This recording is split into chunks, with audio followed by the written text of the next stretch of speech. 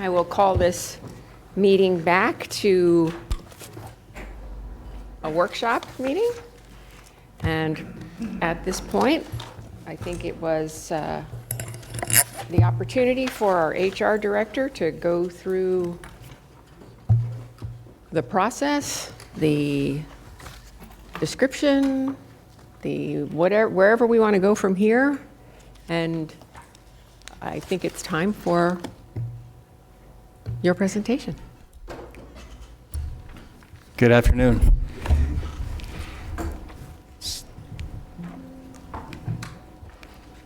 So at last week's board meeting, I was asked to come back to this meeting with 4 things. The research on qualifications and eligibility for the county administrator position, information on the salary study throughout the state, the criteria for the task force, and a sample advertisement for the position. I left you all a copy, I emailed you a copy and left you a hard copy of that advertisement. So I have these 4 items, and then I also have a process that is based on the resolution that was passed last week, and to flesh out. So starting with qualifications and eligibility, there are, based on conversation from last week, there are a couple conversation points, starting with what, if any, qualifications and eligibility we'd like to see for this position. Option A is none. Option B is using the education and experience that we used from 2014, which is the language below. And option C is developing new criteria. And if we choose option C, then the next 4 slides go over how we can create that and some of the questions to discuss.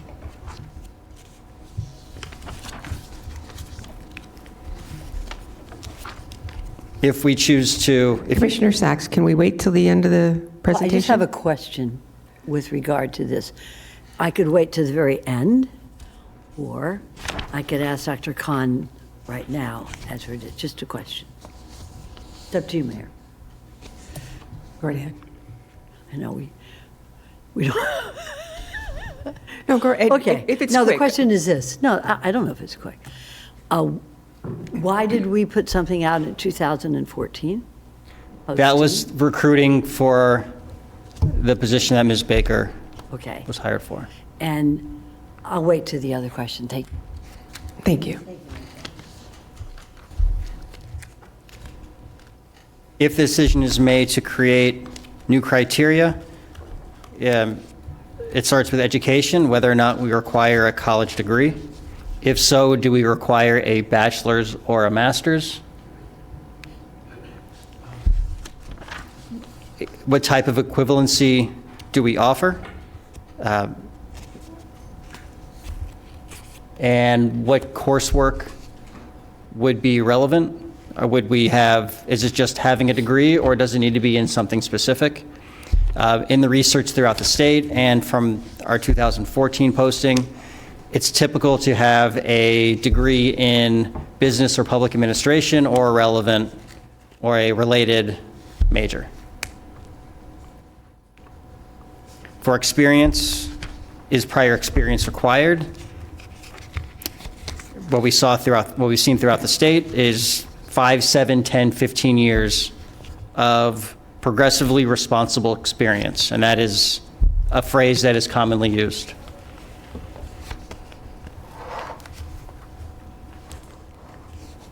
I'm sorry, and on the last 3 postings for an assistant county administrator, we required 7 years. Also for experience, how much of that at a senior management level? And is experience working in local government a requirement? For the salary study, based on comparable counties, and those counties are listed at the bottom of that slide, we found a range of 341 to 477, the average being 402, and just for perspective, the current salary is 463. The third item I was asked to come back with was the advertisement, which you have a copy of. And the fourth item was sample criteria for task force members in the event that we would need a task force. The criteria that we have here is consistent with people appointed to a board or committee. So they would fill out an application. That application includes disclosing any contractual relationships with the county, requiring individuals to complete training on the Code of Ethics, which would include the sunshine laws, prohibited conduct, and the ethics training, and emphasizing that members must be a Palm Beach County resident. One additional item that I added was anyone serving on the task force will not be considered for the administrator position.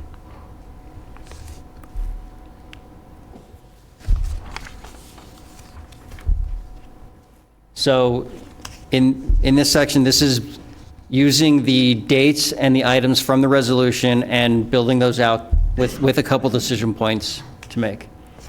Starting with from March 27th, which is today, through the 31st, Monday. Once the board has approved and finalized the eligibility, salary range, and advertisement, where would you like this position to be posted? If we just did the job board, that would be up today. Option B is local, which we discussed last week, and many of you said Florida. So these are three of the larger Florida associations where we could post. Option C is to go national.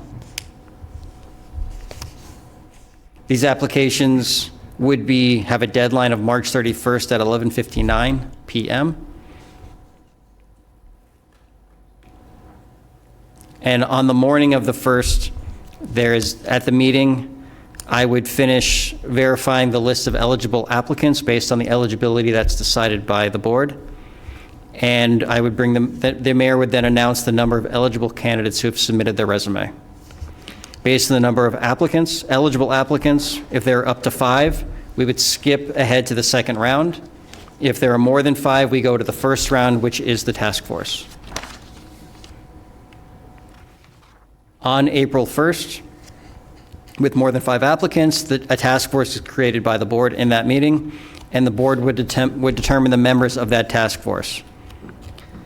Each board member nominates one task force member who fits the established criteria based on what we already discussed. And my suggestion was that an alternate also be nominated in the event that that first task member is not available. Otherwise, we would have to wait to the next board meeting to nominate more people, and that would elongate the process.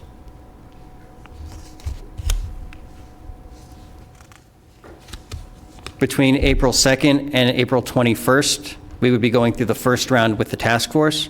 Background checks would be conducted on all eligible applicants. With a larger pool, there may be a need to narrow down that pool before the task force is conducting interviews. But there are 2 options. One is that the task force interviews all eligible applicants. The other is that the task force reviews the resumes of all eligible applicants. Just for history, in the last recruitment, the task force reviewed the resumes of all eligible applicants and narrowed it down from there.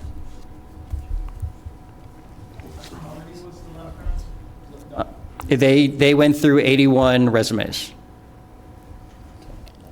And that took them approximately 5 to 6 months. 5 to 6 months. They met once a month, and they did not meet in December, so that's, yes. If the decision is made to review resumes, once they've completed the ethics training, I would then give them all the resumes to review. There would be a public meetings, depending on how many applicants, to review those resumes and decide who would move forward. And then the task force recommendation, I would collect the recommendations, and the candidate pool would be narrowed to 6 to 10 people. At the April 22nd public meeting, the task force would interview those 6 to 10 candidates.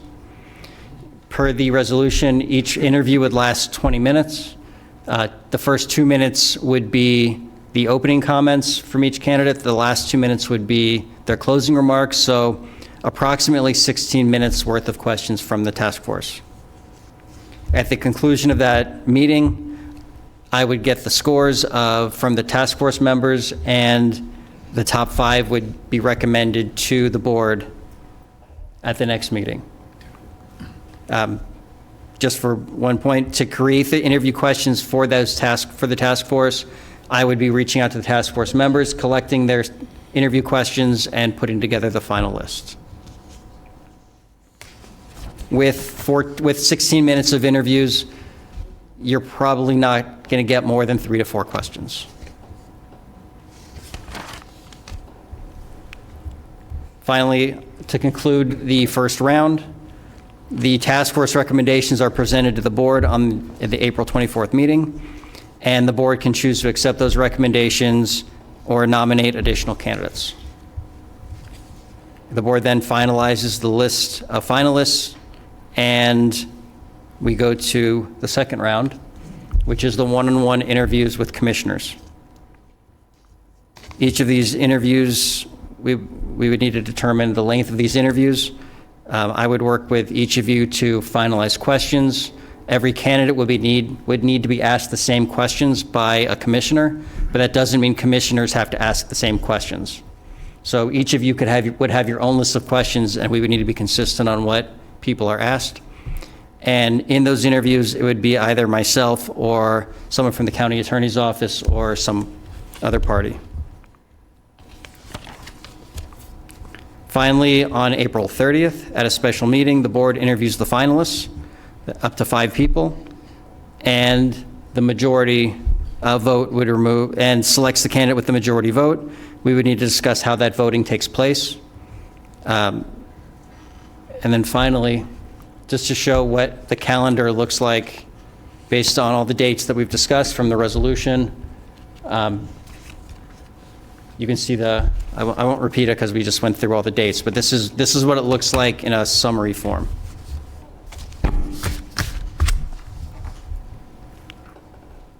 Thank you. Thank you. That's a lot to digest. It's a short period of time to do an awesome search. I don't see any lights on. I'm sure folks want to weigh in on this. If no one's going to weigh in, I'll go first. Oh, I guess I'm going first. Commissioner Weiss. Thank you. Mr. Khan, on your slide number 9, on your salary survey, do you have any data on the length of time in position?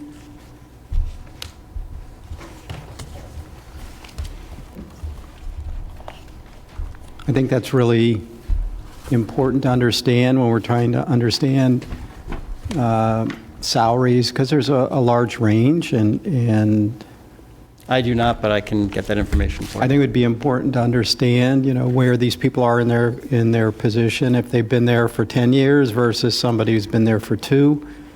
So I think if we can get it stratified, that probably rather than just a range, I think that would be beneficial.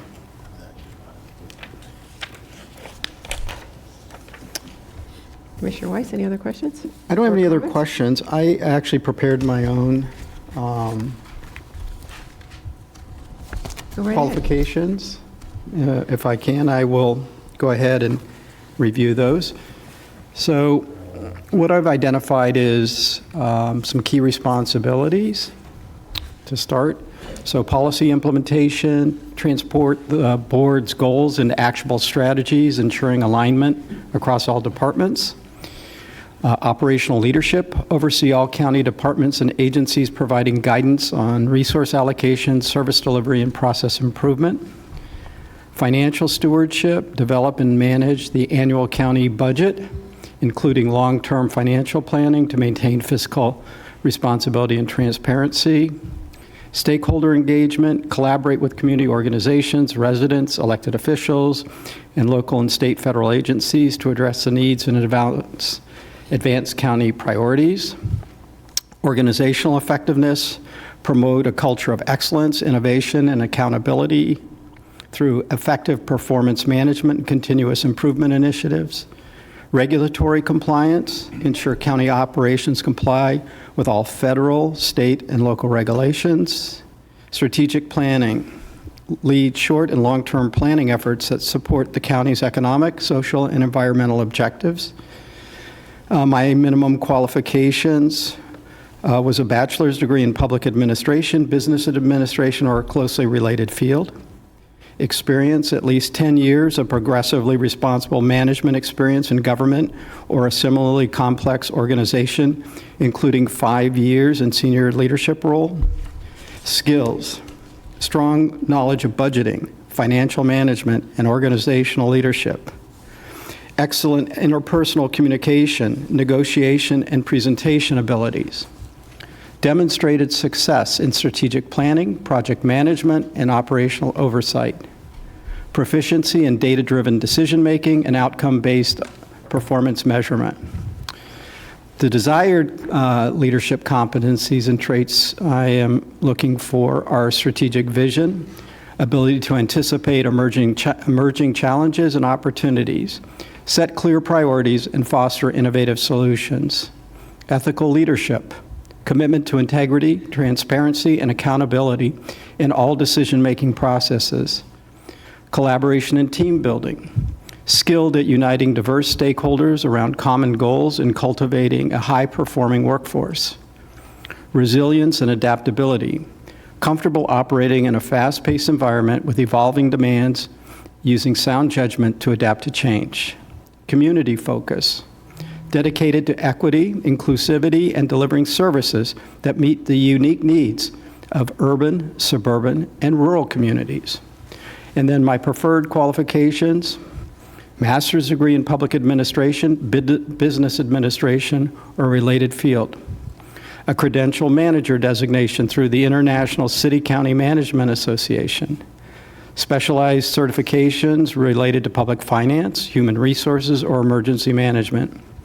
Familiarity with Florida statutes, regulations, and local government best practices.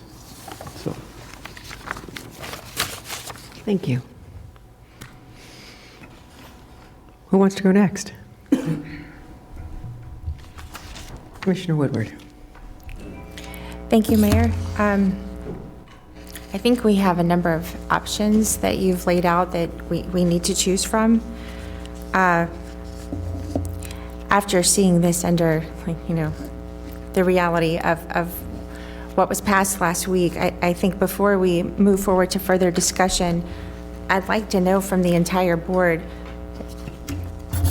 is everyone still wanting to move forward with the schedule as presented? And then if that is the will of the board, then I think we need to start discussing the numerous pages of options. So could that be something we could address? Absolutely. First. Absolutely.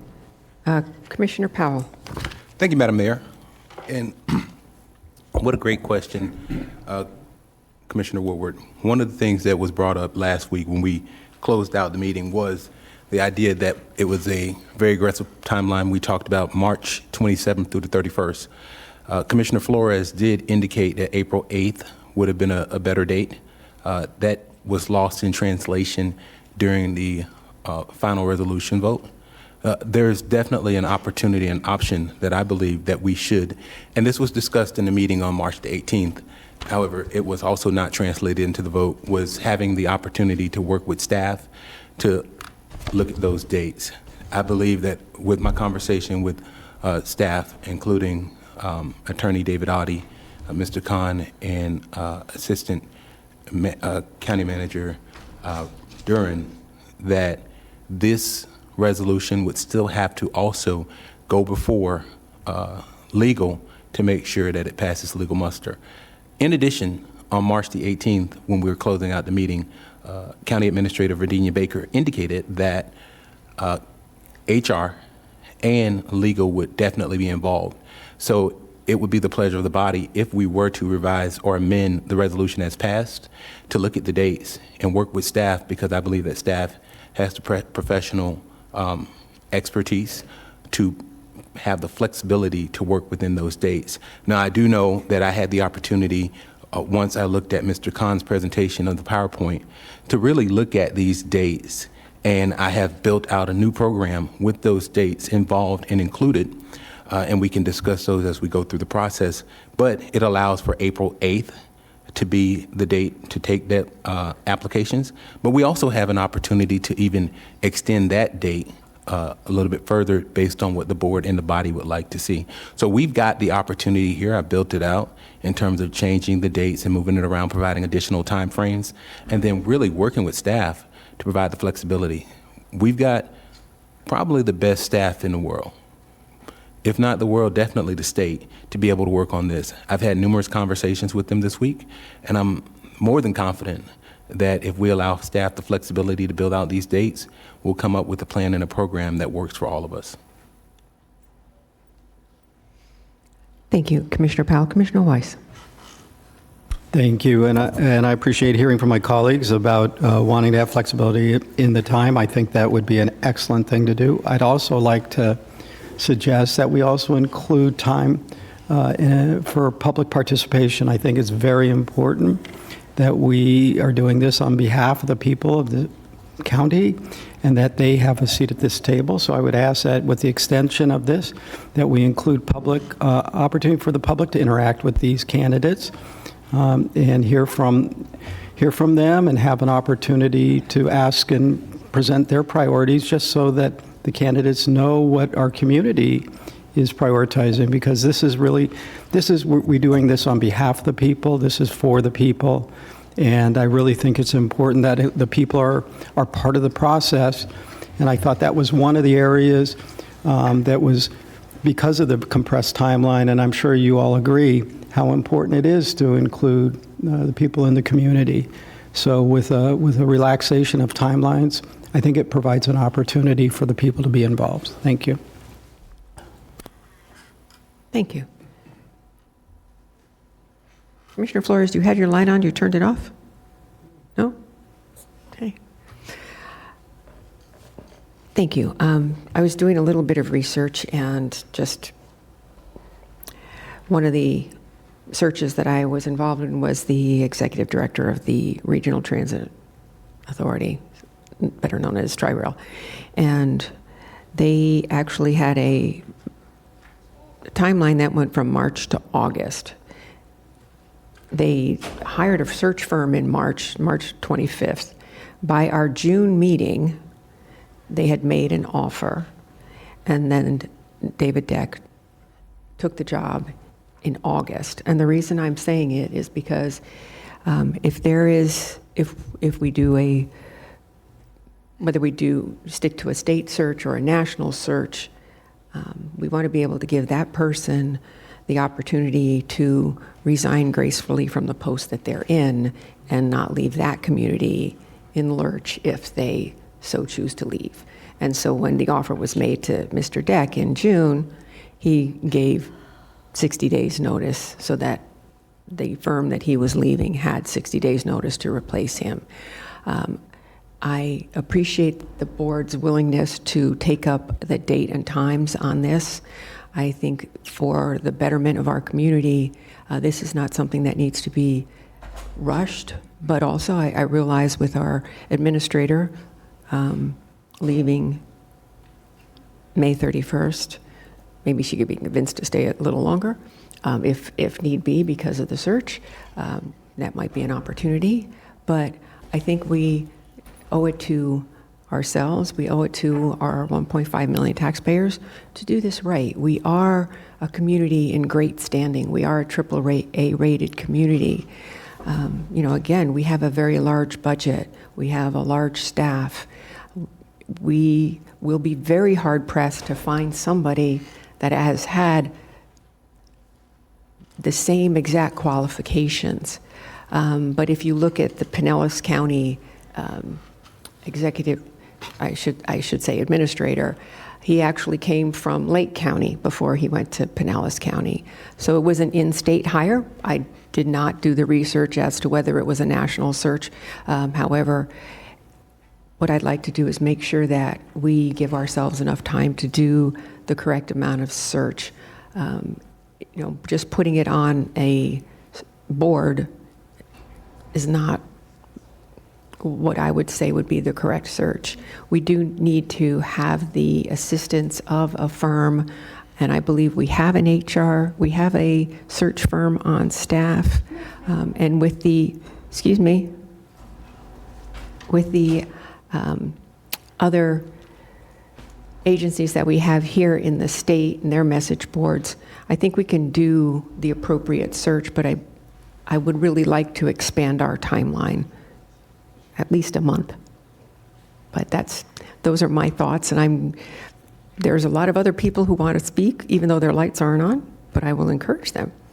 Commissioner Powell, your light is back on. Thank you, Madam Mayor. And with regard to your comments, I agree with you. One of the things I don't want to miss out on in terms of the flexibility that is built into the program is it's still an expedited time frame, right? And the process would still be inclusive of doing a process where we would search first here locally and nationally, statewide. It doesn't bar anybody from applying, but we do have the flexibility to work on these times. For example, if you look at the previous time frame that I gave you, the applications would be due on or before April the 8th.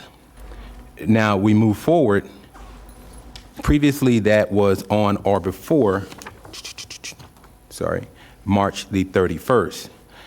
The next meeting said at the April 1st BCC regular Tuesday meeting, the mayor announces the candidates who have submitted their letter. Now, what I built in would say at the April 22nd BCC Workshop. So that gives us time after April the 8th. If we want to extend that deadline, it gives us much more time. I know we talked about 2 weeks would be the minimum, but it gives us much more of an opportunity to go further than that. And if necessary, the opportunity to be flexible with staff to really expedite those timeframes. In terms of Commissioner Weiss, with the conversation and the very well thought out idea that the public should be involved, and I believe that. And we can also add in special meetings. However, if you look at the timeframes that I provide in the updated process, April 22nd is a BCC workshop.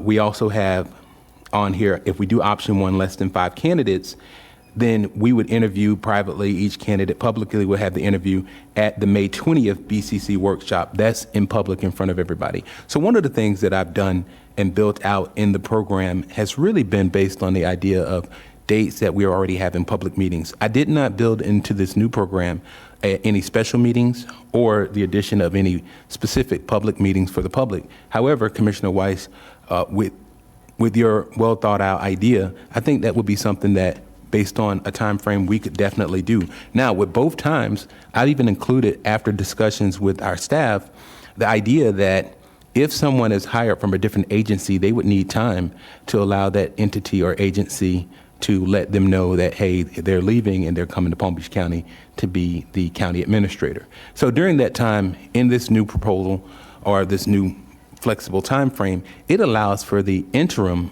to operate until we have a new county administrator in place. Now, it is still by no means a rushed process because it has the flexibility with new time frames, but it still does kind of look at the idea that we have to replace our county administrator expeditiously without really having a whole lot of overlap. I know that previously in one of our meetings, one of the commissioners indicated that we could have an interim for up to a year. The thought process behind that is, truthfully, if we have an interim for up to a year, if someone is running the county as an interim up to a year, we should probably just keep that person if they're running it for a year without moving forward. In the past, what we've seen here in Palm Beach County is the county administrator has come from inside. So this still gives us the opportunity to look far and wide. It expedites the process. And even in this program, in this process, if it doesn't work, where we as a board can't decide on someone who gets the most votes, then we still have the opportunity to go to a national search. And after conversations with our team yesterday, I do understand that we have the University of Virginia that's already contracted with us, and they have over 300 search firms, or they have over 100 firms, which would cost us about $300,000. So if we go through the process and we cannot determine expedited how we could move forward, then I believe we should definitely engage. Thank you. Commissioner Woodward. He wanted- I'm sorry. Oh, Sorry, just to clarify, University of Virginia has a list of recruiting firms, over 100 that we could choose from. That would be an expedited process. It would not necessarily cost $300,000. It would depend on which firm we chose. Just can't go over. We can't go over $300,000. Typically, these recruitings do not cost $300,000. and typically with recruiting, if we hire a recruiting company, as with Mr. Deck, the recruiting company called him even though he wasn't in the market, because they said, well, this is somebody who fits the bill, so let me call. 'Cause, oftentimes when a recruiting company is doing their job, they're calling people who fit the bill who may not necessarily have thought they want to be in Florida. So that would be one of the reasons why I think having a search firm as part of the process would be good, because some people may not know that they're interested until someone actually calls them and says, are you interested? Here are the qualifications and here's what the job entails. So I think having a search firm as part of the process would behoove us. Commissioner Woodward, your light was on, and then Vice Mayor Baxter. Thank you, Mayor. If it's okay, I'd like to just go back a little to what was passed last week. Commissioner Powell, you gave us the pages, the resolution, I guess is what we're calling it, that was passed last week. And then we have this PowerPoint presentation that delivers on that resolution. And if we're going to start discussing, timelines, we're going to start discussing, other parts of this with Commissioner Weiss's request to have public input, are we then rescinding this and starting over? Or are we treating this as a bill to be amended? I like that. You said, well, it's already been passed, but we would amend what we've already passed. This would not be, in my opinion, starting from scratch. And the things that you've indicated already in the process, as Commissioner or Mayor Marino indicated, keeping a search firm as a part of the process, that's built into the program. If you look at it, it says clearly, if no candidate receives a majority of the vote, then the BCC shall hire a company, which of course would be a search firm, to conduct a national search and appoint an interim county administrator until such time that the BCC identifies a permanent county administrator. So that portion is really already built into the program. So it would not be my recommendation to scrap completely what we have. It would be my recommendation to move forward with the flexibility to look at timelines with staff, to allow staff that opportunity to have the flexibility to even look at these new timelines that I've given them. And if they don't work, we can work with staff to adjust them as necessary so that we keep the process flowing. But please keep in mind that this is not what I've heard is a local search. I've heard a lot of things, plays on language and linguistics that are not completely accurate, right? Because this is not just local. Anyone who's interested can apply, but we have the ability to work on timelines. These are things that I discussed at the March 18th meeting. Unfortunately, when the resolution was passed, it did not include that. Taking into account the fact that the county administrator did say that HR and legal would need to be a part of the conversation. So it's just it would be my pleasure to move forward with an amended version with new timelines, but allowing staff that flexibility. I talked to Mr. Oddie, Attorney Oddie, and he did indicate that legal would need to look at this to make sure it passes legal muster. And we should give them that opportunity with the new timelines to make sure that they work. And if there needs to be additional flexibility built in that, I think we can add a condition that says if there needs to be additional flexibility, we do that, barring all of the things that were presented in the PowerPoint today. Well, I very much appreciate the ability to have more flexibility and time to work with staff. My one concern and is, I understand you've had a number of conversations with staff. I've had different conversations with staff, and most of my conversations this week have had to be in relation to the resolution that was passed and how we can deliver on this. But we must discuss this as a board. If we're going to make amendments, then whatever discussions are had with staff have to be had with all of us, or else we're not acting as a board. So if there have been discussions and things that you can tell us in your discussions, then please share them with us. But I don't appreciate, and I can't come up with a better word right now, being left out of the ability to have the same discussions with staff, because I was operating under the understanding that this resolution was passed and this is what we were doing, and maybe there was some flexibility for April 8th was the one discussion, and then the discussion was ended and a vote was taken. So if a commissioner is having discussions with staff on how to amend this, all of us should have the same ability to have the same discussion. And if this is how we're moving forward at this point today, I'm feeling very much the way I feel when I left last week's meeting, that I've become irrelevant in the process. And I don't want to feel that way, and I don't want District 4 to feel that we are not represented. So if we are starting fresh and have the ability to make amendments here moving forward, I'm happy to participate in that. But I also would appreciate the same ability to have possibilities. What can we do? What should we do? What are the other things? Because I was very good in my meeting with staff to stick with the resolution that was passed. And if there's other commissioners having different conversations, I would like the ability to have the time to do the same. Thank you. Mayor? And let me be clear. One, I'm not throwing staff under the bus because they have not seen these dates that I have. And the conversations that you may have had with staff were similar to the conversations I had. I did not present anything to staff that I didn't present to you. They are giving you the information based on what we've already had. What I'm talking about is we're here in the board meeting right now, right? And what I'm discussing is new dates based on the presentation that I saw on the PowerPoint, the final PowerPoint that I saw by Mr. Khan yesterday that came to our emails about 4:38. I started trying to see if we can elongate some of the time frames. So that's why we're here today. It's not to make you, first of all, let me just say this.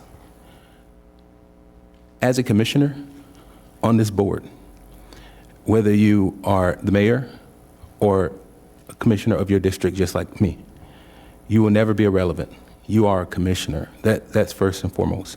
Your voice carries reason, you're relevant, and you're important, as are all of us. So don't think that I've had individual conversations with staff that I haven't not had with the board. The reason that the staff has not presented to you what I'm talking about is because I was coming from the presentation that I did, the resolution or the information that I gave staff that we talked about and passed. And how do we make it work? That's why we're here as a board. Now, if it's your pleasure to start from scratch, that would not be my pleasure. But if it's your pleasure to use what we have and to build in some flexibility and to work within those confines to make sure that we have an expedited process that includes all of us, then that would be my goal. Now, my goal is never to make any other commissioner feel irrelevant or if they're not a part of the process, nor is it my goal ever to make it seem like I'm throwing staff under the bus, because that is not my intent. I've had really great conversations with staff who have given me good advice in terms of what we have, and what Mr. Khan presented to you today is what I saw. And that final presentation that we saw that came to our inboxes yesterday after 4:30 is what I used to elongate what I have in front of us. In our March 18th meeting, I specifically stated and asked that we give staff that opportunity to have flexibility. We also know that the county administrator indicated that staff and HR would work on this. We also had the opportunity and we had conversations with regard to April the 8th. However, unfortunately, when the resolution was passed, those things were not picked up. We did not change that. The meeting kind of ended abruptly in a in an unusual manner. It was different. However, we're here to work together. We are a team. Whether we agree on everything or not, we're going to be a team. And when we leave this dais today, I'll be here till tomorrow at the minimum, and at the maximum, I'll be here 4 years and maybe even 8. But at no time am I here to work against my colleagues. Together, we'll get this done. May I respond, Mayor? Sure. If that is the case, I'm happy to sit here today and work through this. I believe we have the dates definitely to discuss. We still have the options that have been presented to us for the qualifications that we need to discuss. And importantly, get to the job posting that we will need to be posting as soon as end of today. There's a number of options through this that we have to get through. And as far as the order of things, I don't know if we should go dates first and then work our way, but I am happy to participate with you in this way, and we can get through this, and then answer all of these questions so that when we move forward, we can explain to the public what we've done and what is happening. Absolutely. And if it would be your pleasure, we can move with dates first, with the idea that once we do look at these dates, we still allow staff that flexibility to look and say, hey, maybe we should add in a public meeting here, and with the condition that staff can do that. I think it's very important that as we look at this process, before we kind of get into the meat and bones of the logistics of how this works, we probably should make the decision ultimately on qualifications. I heard Commissioner Weiss present what he believes should be the qualifications. And I have before me what Commissioner Weiss had previously presented to us, which is a little bit different, but I think that we should really start. It's just my opinion. It's up to the mayor. She's the boss. To have the conversation with regard to qualifications, or actually, we're a team, we're the body, whatever your pleasure is.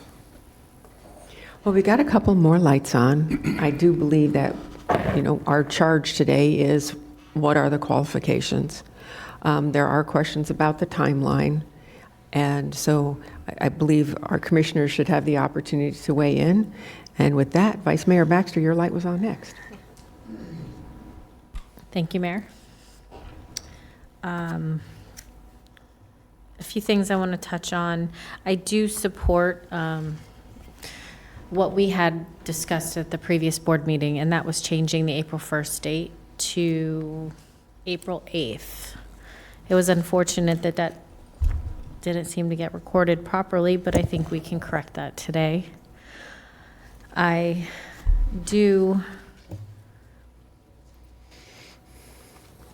did want to ask a couple questions, and it feels like a lifetime ago because we've had some great discussions, but how much would it cost the county to, let's say we go through this whole process and 4 of us don't decide, what does it cost on average to hire a firm to search for a new administrator? Depending on the firm, they typically go with a percentage of whatever that starting salary is going to be. So our current administrator says makes $463,000. What would a percentage of that? What percentage of that? It depends on the firm. Some, I've seen 20%, I've seen 25% for a national search. So we're talking over $100,000. Correct.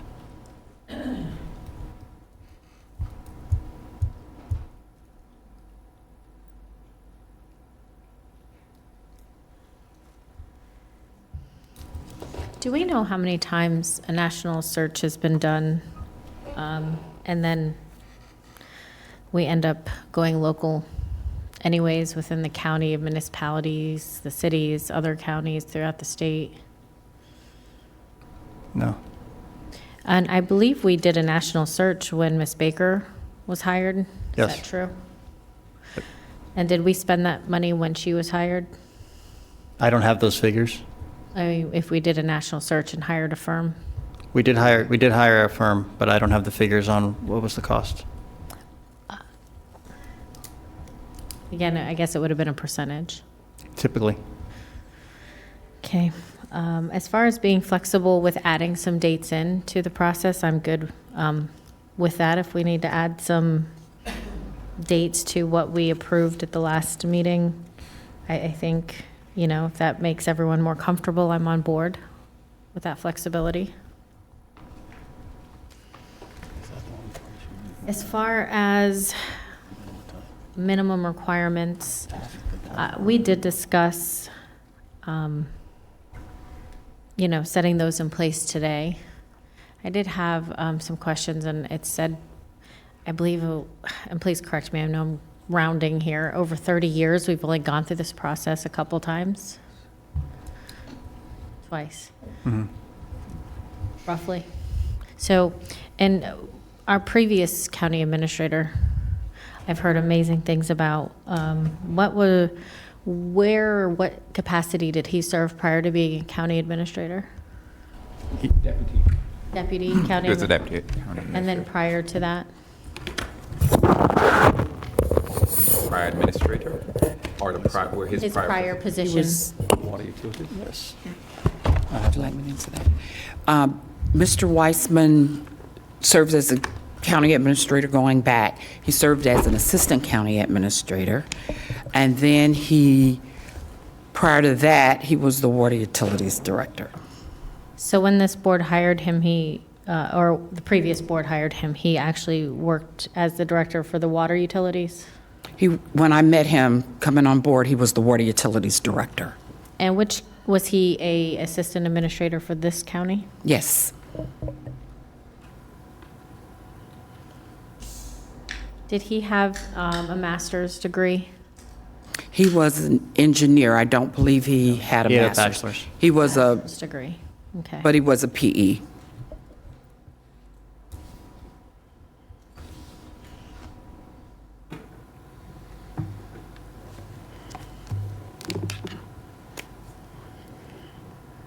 That's it for now, thank you.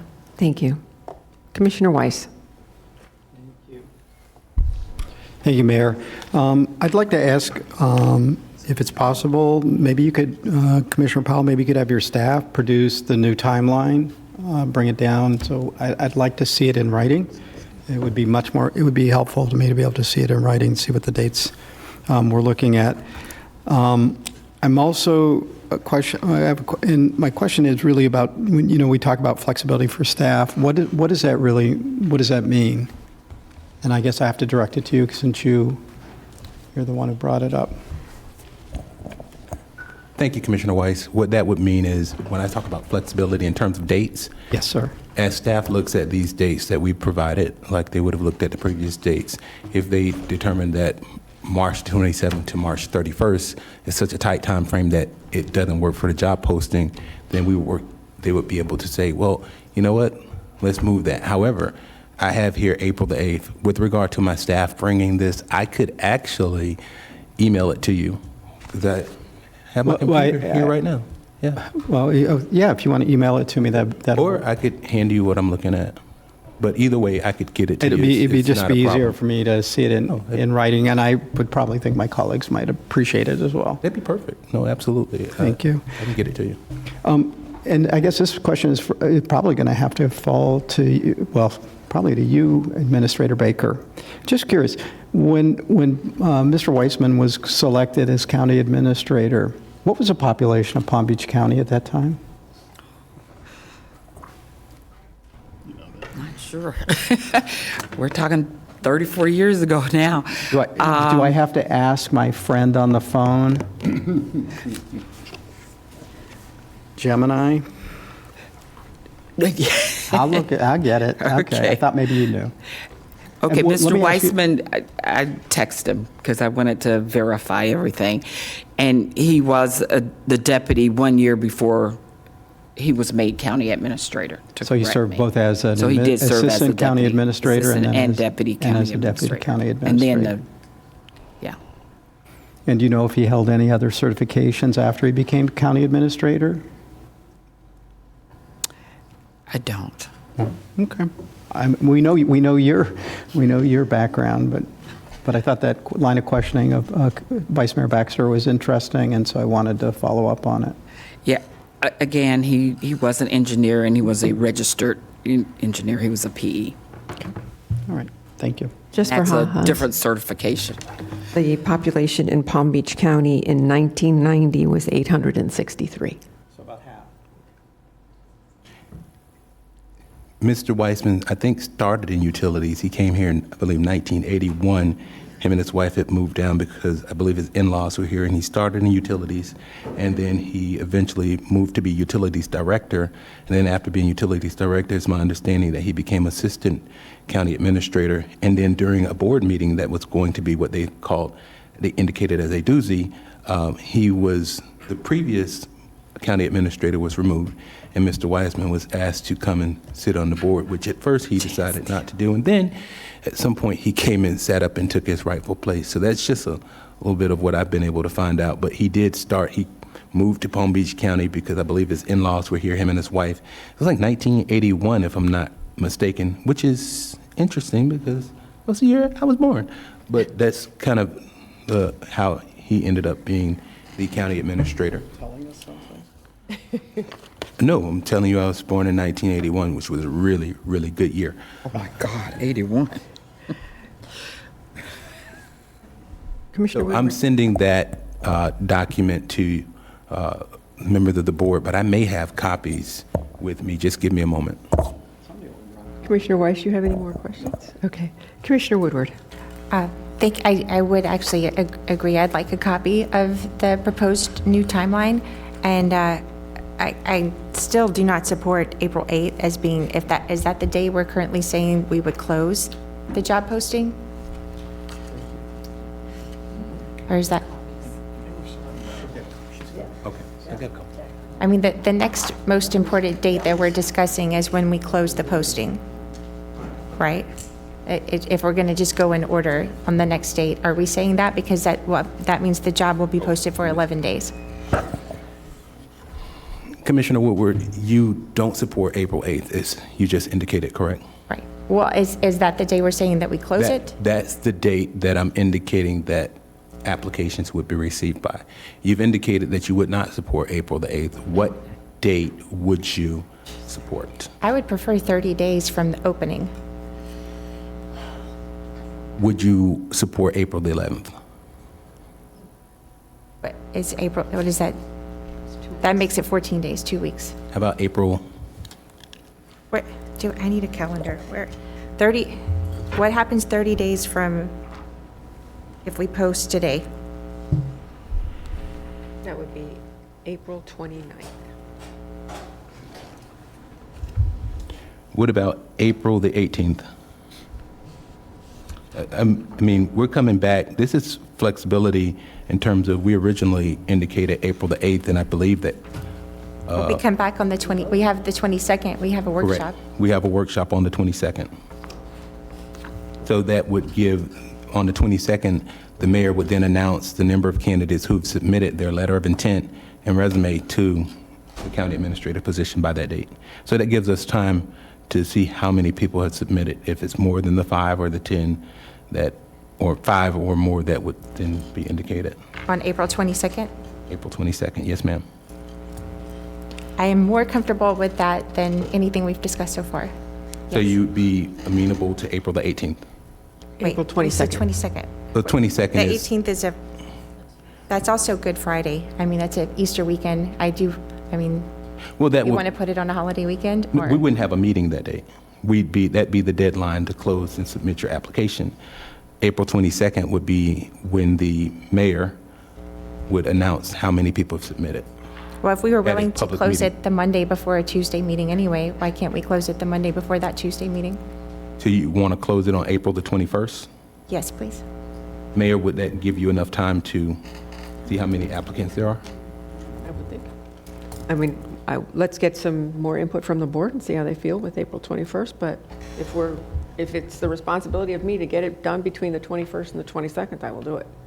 Okay, because originally we were moving forward with April the 8th.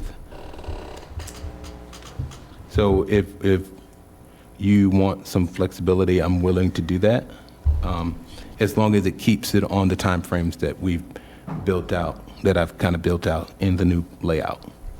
It doesn't hurt much, but it's there. I would agree. Okay, we're looking at April 21st now for. Mayor. Yes, sir. Sorry. No worries. If We're- you we're just trying to get want this the right, number so- of applicants, certainly HR can provide that to you.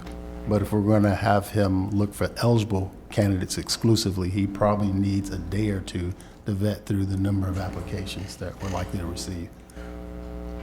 I'm sorry, just to be clear, because we were closing it on March 31st and reporting those numbers on April 1st, Right. which was still one day to the next. So why is this suddenly?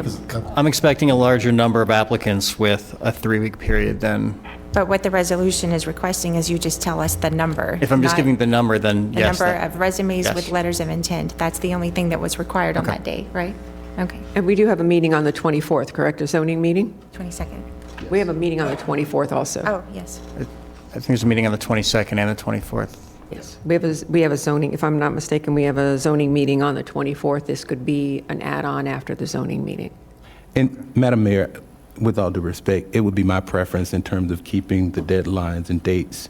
We could look at that flexibility later, but it would be my preference that on that April 22nd meeting, we're able to announce the candidates. And I do believe, and we should give staff the opportunity to see who is eligible and who's not, so they can pull some of those candidates out. That would be my preference. And I mean, we are moving all the way from the 31st to, we were saying up to the 18th, now we're saying the 21st, but it would be my preference to still do the 18th to give staff that time, even though it's Good Friday. People who know this job, the people or the professionals in the county administrative world know that this job is available. Question for you. The 18th or the 21st? If we make it the 21st, are you able to get a selection to me on the 22nd? Total number or eligible number? Total. Total number of applicants I can give you on the 21st. So let's stick with the 21st and total number of applicants on the 22nd. And Madam Mayor, it would be our preference, I think mine as a member of the board and as this board, I don't know, I think we should ask, because it would be my preference that when he comes with applicants, he only comes with eligible applicants. So if the 18th, it's over a weekend, or the 21st, I think that should be something that we as a board kind of make that decision on. Should it be eligible applicants and not a decision made by one individual? Should be eligible or all who've applied? On both sides of me, I heard all, so we can continue the discussion. So, anything else, Commissioner Woodward? We're working our way through. We're getting better. No, I think it would be just good for us to go step by step. So see if we're all in agreement with the new proposed date before moving on to the next item, would be my preference, to get that settled. Could you do eligible to me by the 22nd if we close on the 21st? It depends on the number of applicants that we have. But to be clear, the resolution does not say eligible. It just says, It should also be clear that the resolution does not say April 18th or 21st. This is true. It does It say, says April well, 1st. we can keep it at the 8th if you'd like, but I want also to be keep it at the flexible and work 1st. with you. okay, It's on you. I mean, I don't mind. We can keep it at the 8th or we can move it, but I'm being flexible here. I'm working with you. And, your point is well-intentioned and well-positioned.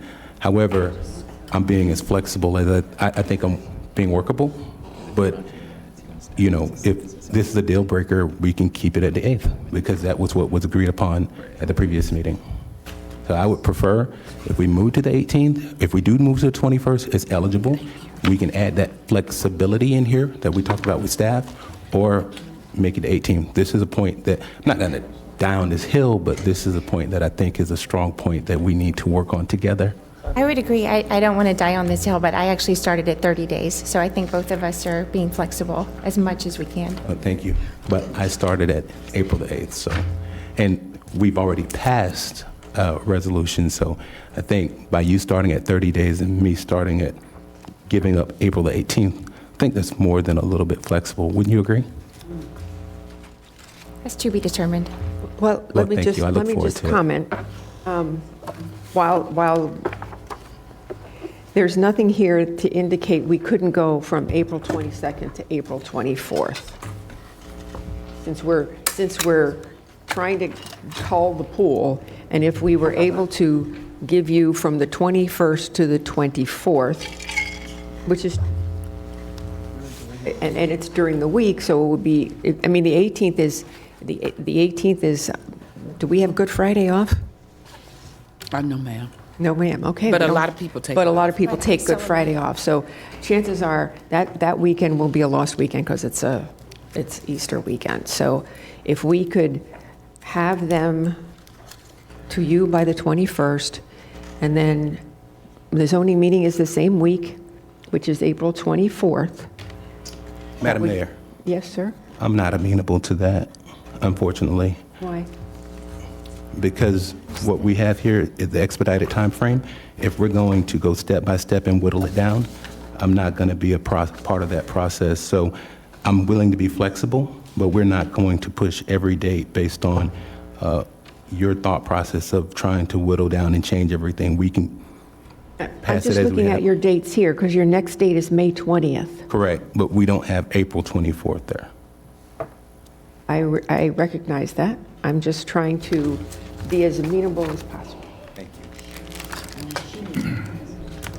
Wait, I'm sorry, I just received a number of papers. Is yours the one that starts? Is this what? Okay. I think thank we're you. in this one right here. Does everybody have a copy? Okay.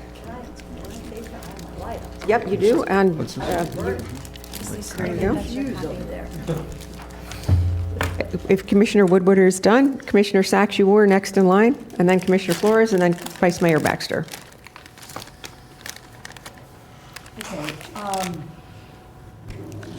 What is the law on the qualifications for county administrator? Mr. Good, what is our rule? What is our county ordinance that says the county administrator must be A, B, C, D? The only thing I know that talks about the county administrator position is the charter and the admin code, but it doesn't specify what the requirements are for hiring. So this person doesn't even have to be a resident of Palm Beach County. We have no requirements per ordinance or statute to be a county administrator. I just want to know where we're starting from as we discuss master's degrees, engineers, things like that. What is our starting point for legally to become a county administrator of Palm Beach County? Mayor, if I may. Sure. I'm just going to read from the charter, and it does address the residency. I want to know what is the law. County charter says the county administrator shall be chosen on the basis of his or her professional training, executive and administrative experience and qualifications, and he or she shall reside within Palm Beach County while so employed. And that's included in here, right? That you gave to us, your packet. That quote from the charter, I'm not sure if that's included in that package. Well, this is important for us to start somewhere, okay? It doesn't say, and could we have, and Mr. Clerk, I want to make sure that we have this written, because I think we need to start with the law. So the law says, number one, he or she is a resident of Palm Beach County. And number two? No, actually, No? I'm going to interrupt. There is a time frame of which they have to become a resident of Palm Beach County. Okay, so let's pull out the charter. I think it's good to start from what the law is, right? So, Madam Mayor, where are you reading from in the charter? There is, I actually had just memorized it, so I'm not sure where it is in the charter. Well, I'm looking at page 7, section 2.1. Palm Beach County shall operate under a county manager form of government with separation of legislative executive functions. The county manager appointed under section 2.4 shall be designated county administrator and shall be hereinafter referred to as county. Turn to the next page, go to section 2.4.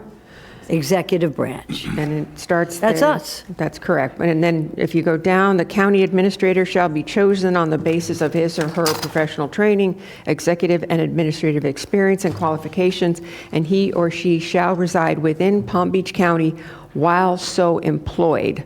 Within 90 days after the adoption of the charter, the county administrator shall, okay, Have so one of these? they do not have to be a resident while they are being interviewed, but they have, there's Does a everybody have a timeframe. copy of the charter? There's a time frame at which they then have to become a resident of Palm Beach County. We don't, it's so good to start from the law.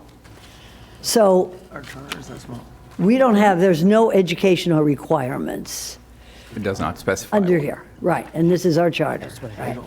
And they don't even have to be a resident of the county at the time that they are selected or hired. They have to then stay to be part of the, and other than that, this is what we're starting with. All right. And what I'm leading to is, let's not complicate this issue. So just to clarify, they have to be when hired. When hired, they have to be a resident. Yes. Right. No. But when they apply? No. And when it says When they for do- their employment, it says, it clearly says When they while apply, so they don't employed. have to. It's They don't have to while be a so resident when they employed, apply. They Which could means be- while they're employed. Right, while they're employed. No educational requirement, no requirement of having worked anywhere in any county, in any place in this country.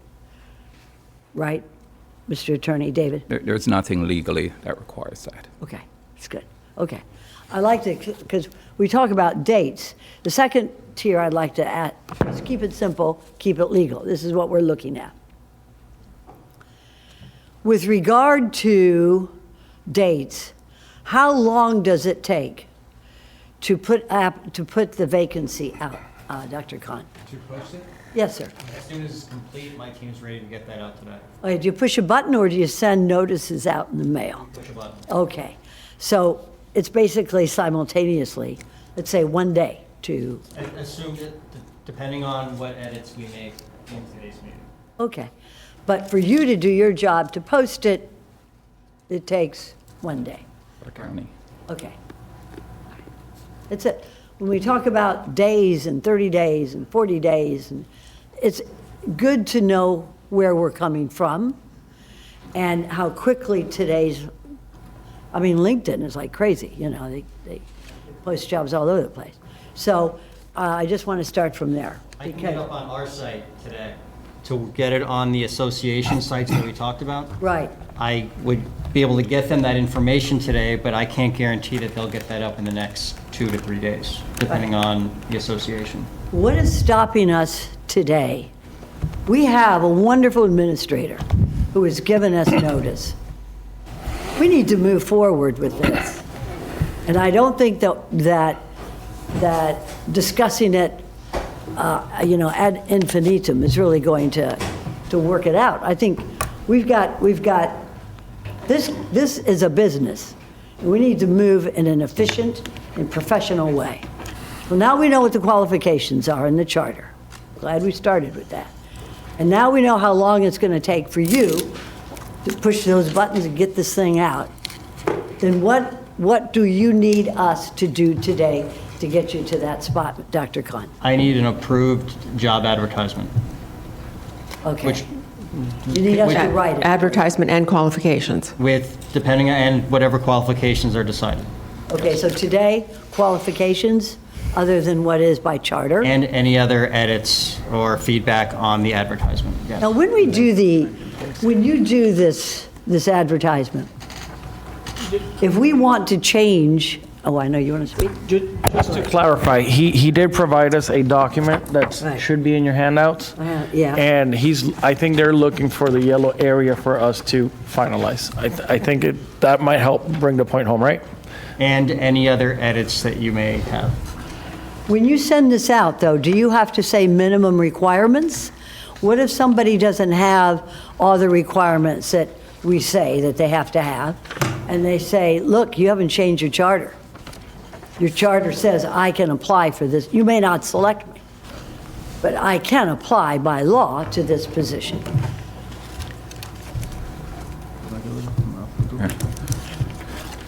He'd evaluate according to what the board decides as the minimum qualifications, and then those would be effectively rejected. So we could change the charter today? No, of course not. But this is what I'm concerned with, Dave. This is what I'm concerned with. Minimum requirements are in our charter. Don't we have to list that in a job application form for people to come and apply for the job? Let's say our charter says you have to have a master's degree, and the person says, well, under the charter, I don't have to have a master's degree. So wouldn't it be, legally, do we need to say minimum requirements are this? But we are preferring to have A, B, and C. No, I think the charter sets the floor as to what you need as the. Sure it does. Those are the must-have, but it doesn't limit what the board decides is they believe is the appropriate qualification. We can change this with board approval today. You're not changing it. Okay. That's your legal opinion. I may disagree. As long as you do what's required, you're not changing it. I may disagree, but that's okay. It's your legal opinion. Okay, thanks. Just to circle back for a second, Commissioner Sachs, you brought up a very important point. This is a business. This is a $10 billion business. We would be ranked on the Fortune 500 list if we were going by our assets and revenue. As a matter of fact, Monster Beverage is number 496 on the Fortune 500, and their revenue is $7.5 billion. So we would actually be higher than that. So we are a business. We are hiring a CEO of a business. We are the board of directors of that business. And it behooves us to, while this may seem mundane and tedious today, it behooves us to act as if we are hiring a CEO of a Fortune 500 company.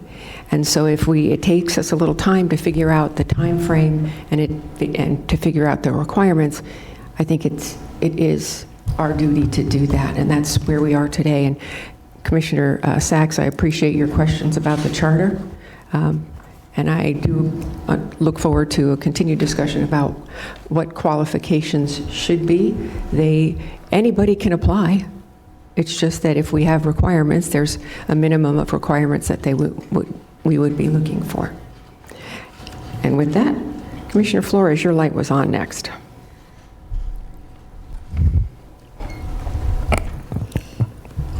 All right, so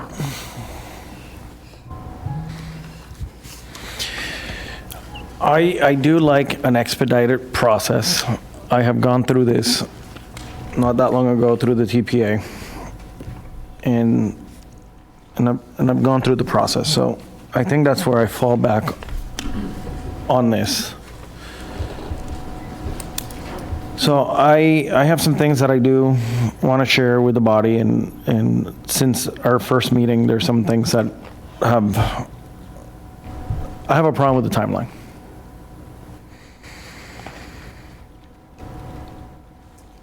When you look at it in this overview, it's really close together, and I was part of that task force that had to reduce a number of applicants down to 10, and there's no possible way you can get it done in this time. You're also asking volunteers, essentially, people that are not going to get paid, to be able to come together and whittle this down. Now, when you told me there was 81 applicants and it took 5 to 6 months, I think that's ridiculous. I mean, there has to be a way, and I looked at you because you gave me the information, not because you managed that process, but I think that's just out of this world. This has to be efficient.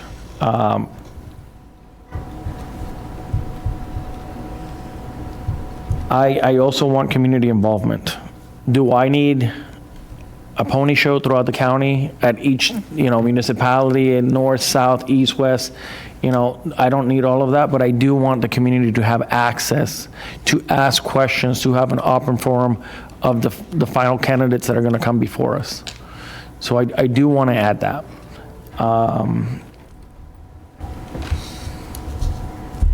Because they do have a right to be part of the process.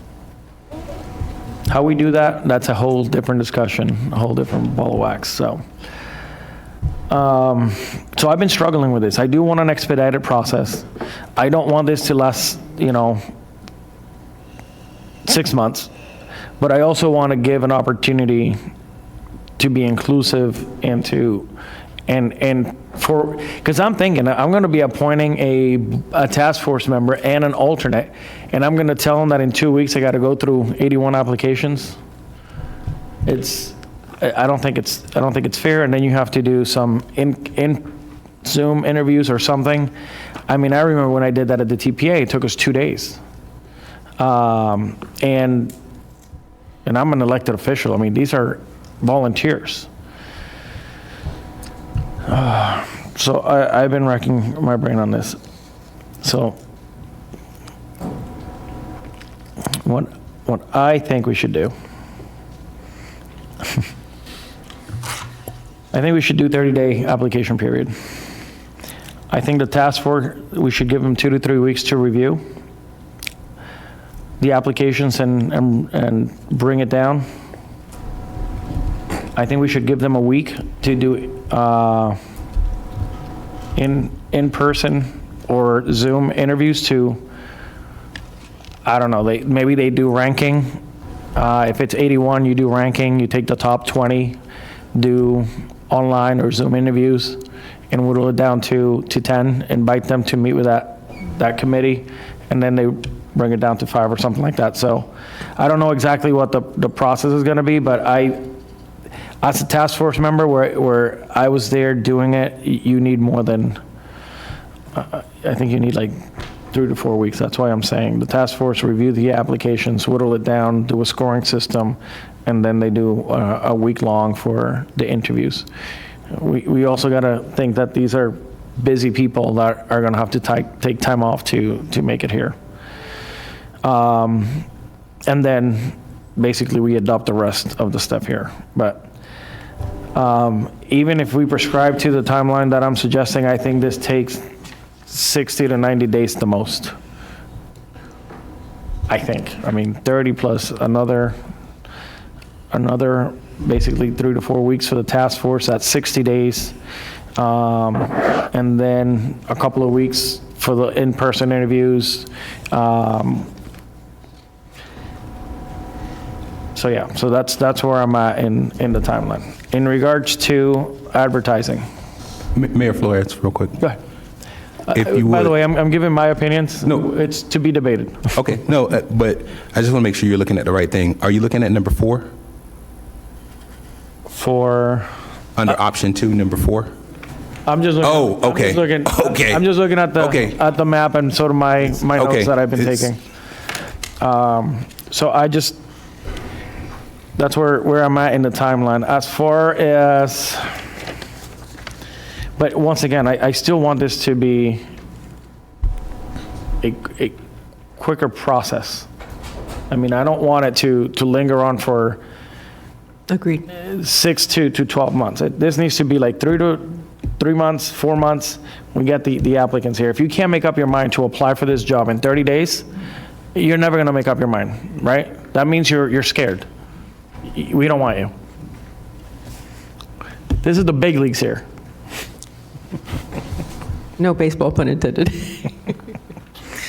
All right, in regards to, my preference is a bachelor's degree. So criteria number 1, it should be a bachelor's degree. With my personal is a preference of a master's degree. So that's a preference, it's not a requirement. That's my humble opinion.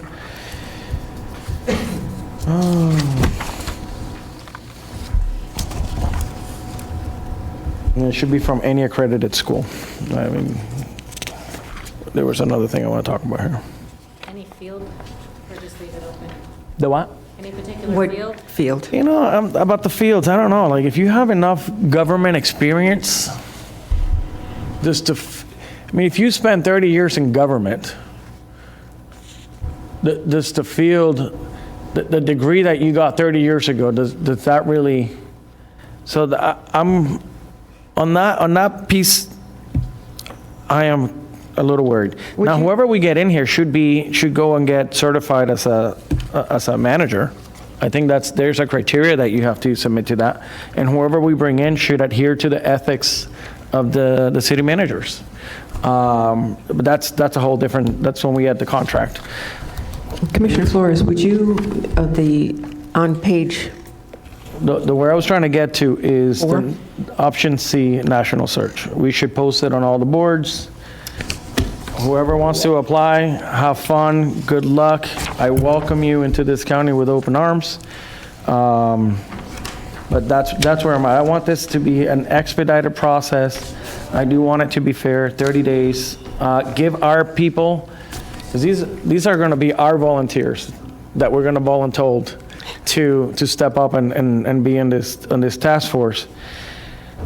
You know, I want the person representing me to also be able to pay the bills. They got to show up to work at some point too. They're not just going to work on this for me. So that's sort of where I'm at right now. so Commissioner Flores, on page 4 of this, it's the 2014 posting stated the selected candidate should possess a bachelor's degree in public or business administration, finance, economics, engineering, or a similar field. A master's degree is preferred. Additionally, the candidate should have at least 10 years of executive level management experience, preferably, not must, but preferably, as a county city manager, deputy assistant manager, or executive leader in an organization of similar structure, size, and complexity, or any equivalent combination of related training and experience. Would that be what you would be amenable to, how we advertised this in 2014? I'm sorry, you said page 4? This one? Right here. This bottom paragraph? Correct. I haven't read this thoroughly, so I'm not going to make a decision on this yet, but I gave you sort of the points that I'm good with right now. Okay, and when you say national search, putting it out on national boards or hiring a search firm? No, I'm saying option C here, which is putting it on the national job boards. That's slide 13. Yep, getting there. Option C. Option C.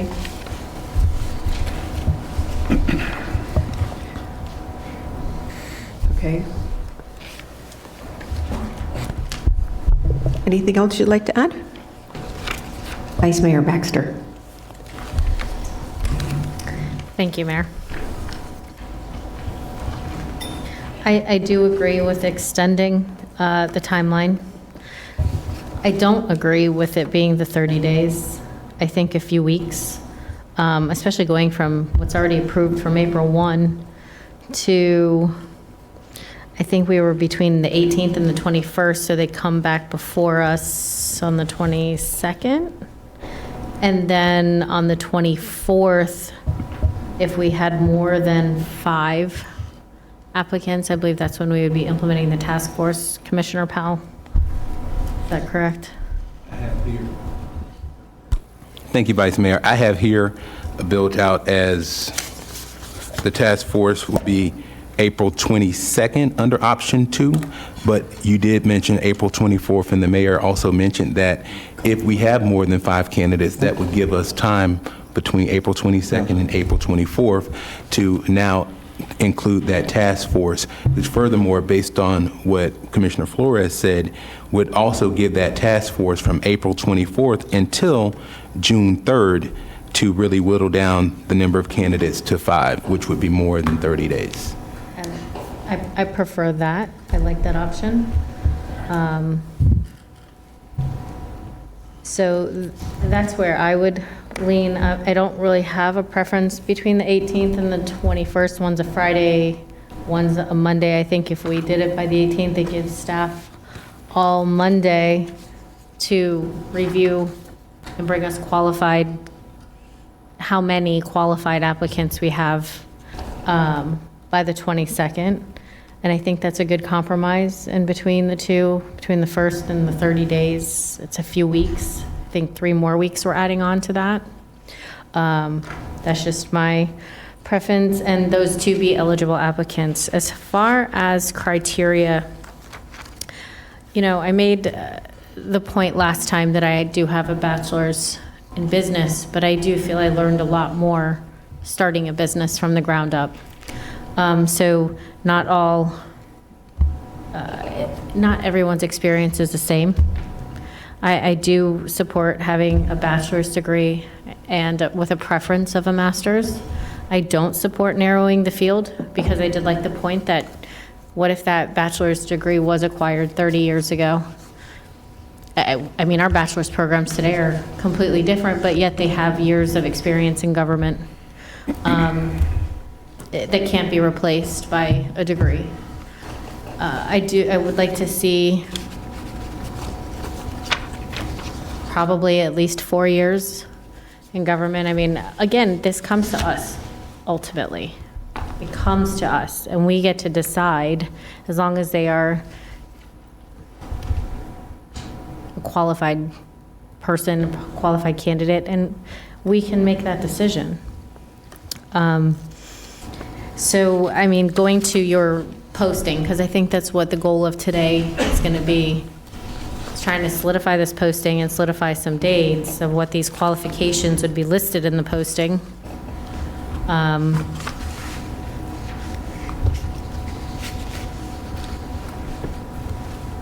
I do like the wording as far as, where an organization, a similar structure, so on. I mean, but I always like having that word in there, that or of equal, experience, so that I do like giving us that flexibility. As long as they've been in a managerial, administrative position, and if we're going to potentially have a task force, they will also be able to determine what they think is best.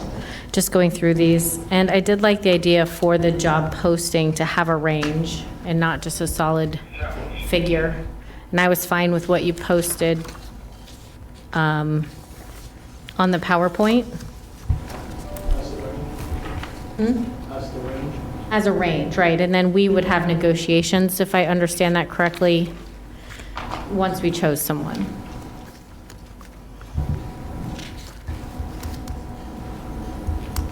For the range, though, what's here, the range is what's being paid already. Correct. Correct. So, and our current salary is $463.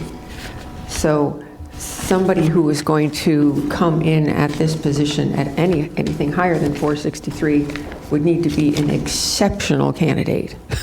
I'm just saying. I don't know if posting the position at a higher salary than what is being paid to our county administrator now is I agree. I doable, think we're but- saying the same thing. I'm saying let's post that range, and maybe we get some exceptional person, but it just gives us the flexibility to negotiate after we bring them in.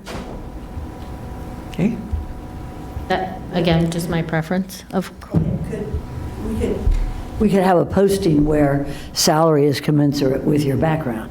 If somebody comes in, as the mayor said, is exceptional, business administration, maybe they're an engineer, a land planner, okay, then, and they have prior experience, then the salary would be commensurate, negotiable with their background. So I think that gives us a way, and I'm looking at an HR person here, a way to negotiate the salary dependent on their qualifications, And that's the language that's in the current draft in front of you. rather than, they can Right. always see how much our current administrator makes. But if somebody is exceptional, they're going to come in and say, you didn't say I had to be a civil engineer and have it, but I do, and so I'll ask for a little more. So I think that's a perfect thing. That's a perfect thing. And I think we're getting close. All right. And so, other than that, I like the wording and the rest of the, what you've provided for us as a draft about, responsibilities. So I just think the qualifications part, I've stated my preference, and then the dates, and we'll see where we land on that after the rest of the board gets a chance to speak. So thank you, guys. Thank you. Thank you. Commissioner Woodward. Thank you, Mayor. And I'd like to thank Commissioner Flores. I very much agree with his timeline, not just on the 30 days, which had previously been discussed, but also in regards to a task force, because I have already been racking my brain on who I could ask to do this. And at the original point, I was left with probably someone who's retired, because it's going to be pretty intense for them for a little bit of time. So if we allow more time for a task force to do this, I think it would kind of open up some of our own possibilities. And, Passover was in the middle of all this too. And in my district, there was a lot of things I was already having to consider to crunch something like this for someone who'd be willing to participate. So again, thank you for bringing up extending the timeline for those people, because they are volunteers. We cannot pay them to do this, and if we're going to ask them to, we can't take over their lives for, most of the month of April. So if we could, address that, I appreciate you bringing that up. And then, I appreciate the timeline he mentioned. I would support that, and with the discussion, which we're, with the task force, that would give us a little bit more time to actually choose that person. I was having a lot of anxiety on who do I tell all of you on Monday or Tuesday of next week, this person, and two, because we should do an alternate just in case. I agree with that. I also agree with the discussions on the eligibility. I pretty much agree with everything that was in the 2014 posting. And, I know the degree, if having a degree matters at all, then, the type of degree should also matter, in my opinion. There's a number of related fields that are listed in here. If anybody would like to add to that list, but the fields that are listed, all of these very much would have to do with the execution of this job. So I very much support what's in here. And, the years of experience, of course, could negate the need for a master's degree, but of course that would be preferential. But having one of these degrees and 10 years of experience, I think for most would get us there. And then I think a lot of administrators continue their education and get that master's degree while they're doing the job. So I very much support that. The rest of what's written in here, I do agree that just putting that the salary will be negotiated based on how you have it written here. It's dependent on qualifications. It will be based upon the knowledge, skills, and experience. What's written, I like what's here. I don't think this salary is a secret anywhere, what it is. So if anyone's applying for it, that it's been put out there a lot to what the current pay is. So that would let someone know about where they're going to be coming in. And if they don't have the years of experience, it would be below. And as you said, there may be some, I can't imagine, but some amazing person that we would warrant paying more to. So with all of that being said, I very much agree with what was discussed, and I think we're getting very close here. Thank you. Commissioner Weiss. Thank you, Mayor. I'd also like to, I'll echo Commissioner Woodward's comments, but I also like to thank Commissioner Flores. I agree with your timeline. I think that, and I have, from day one, have thought we could do it within 30 to, or 60 to 90 days, or 90 days was a reasonable time frame to get this all done. So I agree with that, and I also, for the reasons you cited. I also agree on the national boards having it posted. I mean, I know it costs a little bit of money to post on some of those boards, but I think it will yield, potentially yield some results. As it relates to, I agree with the salary as being commensurate. I think it might be helpful, though, to post what the current salary being paid is, so at least people know the range, what we're at today, so they know. What we've got budgeted? Yeah, well, at least for last year we had budgeted. But I think that, at least gives them a frame of reference, especially if people looking to move, if they're, in another part of the state, for example, to understand, because I'm sure they've heard about the cost of living here, as being, one of the more expensive places in the state of Florida.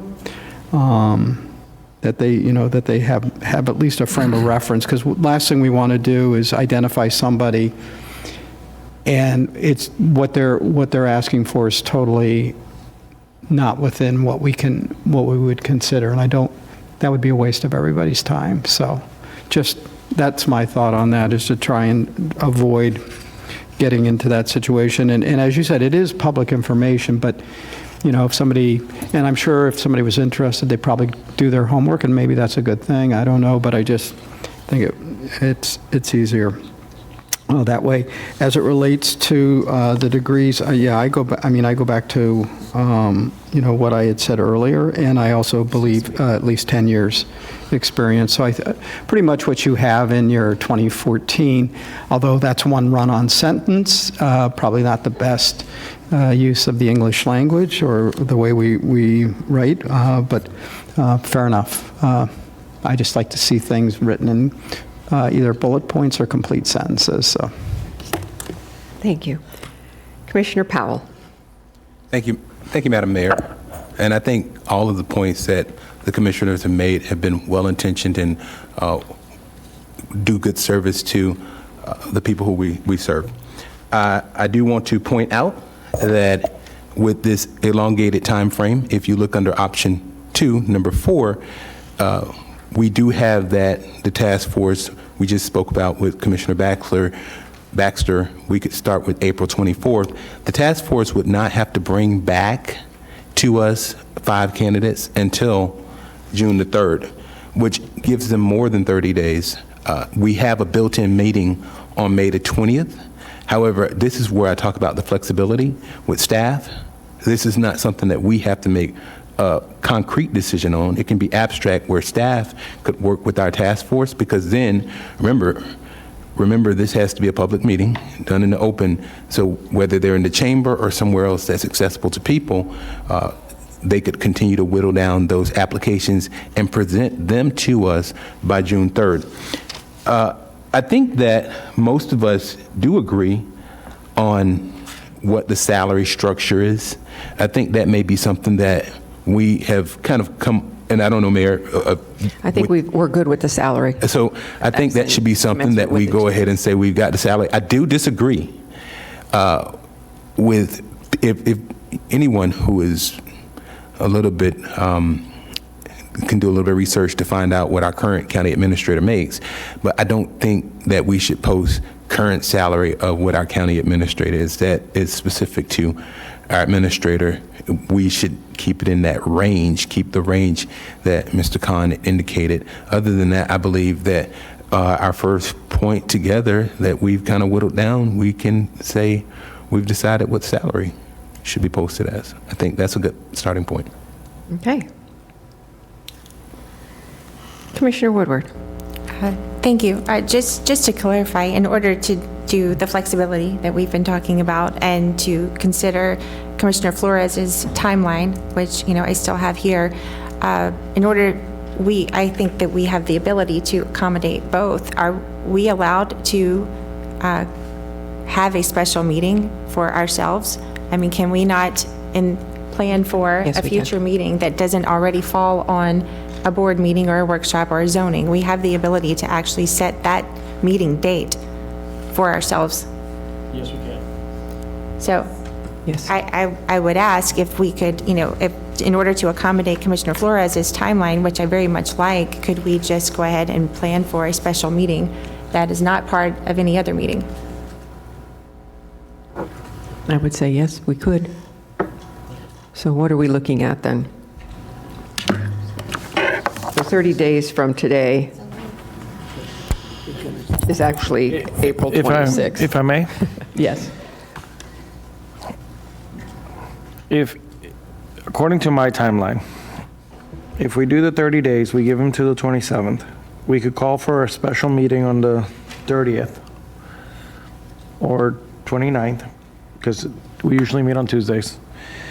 We can still give the task force the 2 to 3 weeks plus the 1 for interviews, and we could still come back to item number 5 and be at item on option 2, item 5, at the June 3rd, we would have the recommendation. So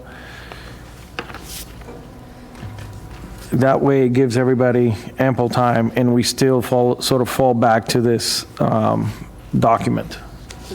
Commissioner Powell, do you agree with that?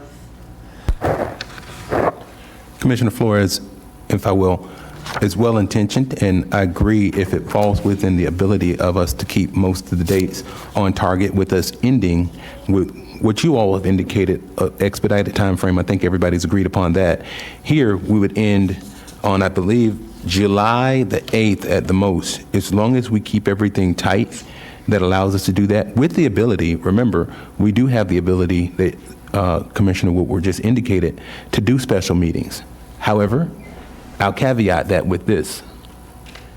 We're coming up into the summer months, and some of us have planned out our schedule and our trips based on our public meetings. So we do want to consider that, and this is super important, especially as we go on this. But we don't want to have too many special meetings, and those of us with small kids have to miss because we planned or promised them, I don't know, Disney World or a trip. I don't know. I'm not saying I have planned that, but it is a possibility. So going back to, basically April, we let them apply up until the 27th.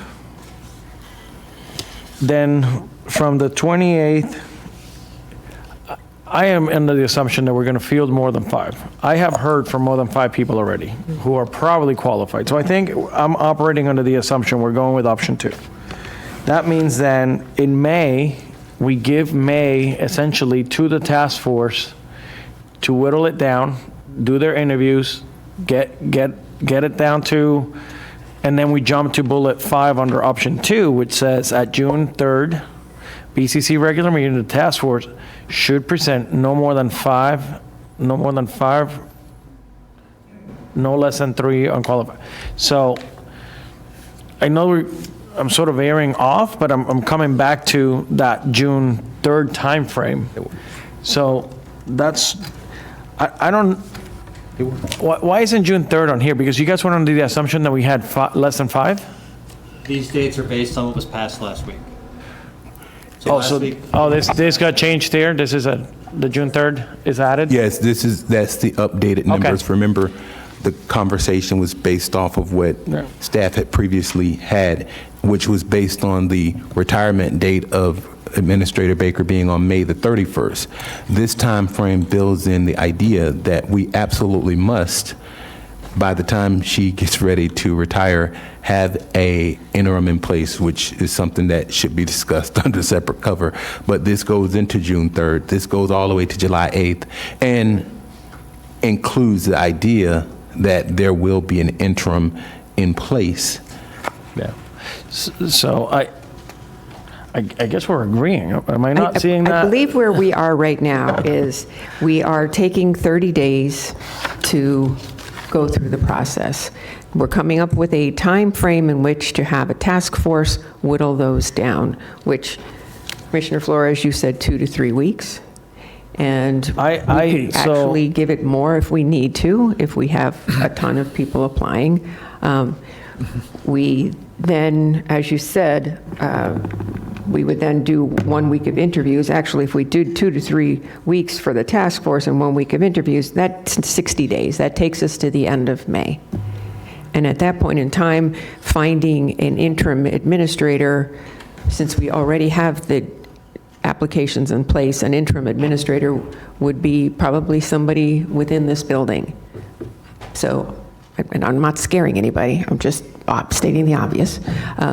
And if it is somebody who has applied, obviously we've already gotten to the process by the end of May. So we know who will have applied internally and who won't have applied internally.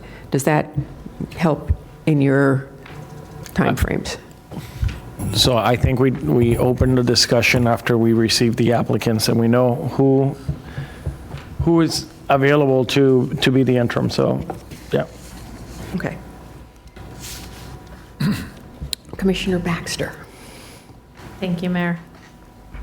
I'm sorry, Vice Mayor. I'm just going to call everybody Commissioner and even myself, so. It doesn't bother me at all. I would like to ask, well, the reason I liked the timeline previous is I just, we're going to go through all this. I wasn't crazy about the idea of an interim.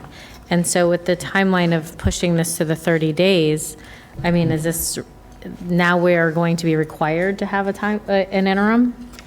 I'm just not a huge fan, because that doesn't scream efficient to me. And then to go choose someone else for, are we talking 3 days?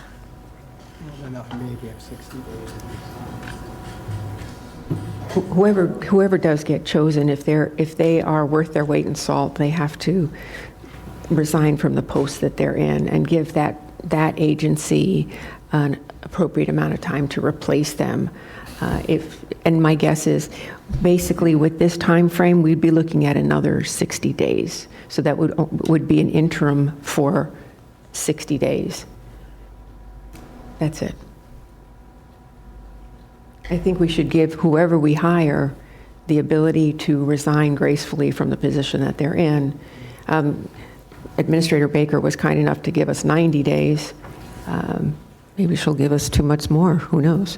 And then we don't even have to hire an interim. But that's another discussion. Maybe let's not go there quite yet. I mean, let's see who even applies. We don't know what this is going to look like. And again, I guess I'm just not in favor of, because it could potentially be 60 days, but it could also be 3 days. That doesn't make, some of the things that are, it just, that doesn't make a whole lot of sense to me in order to give a few more days for people to submit applications.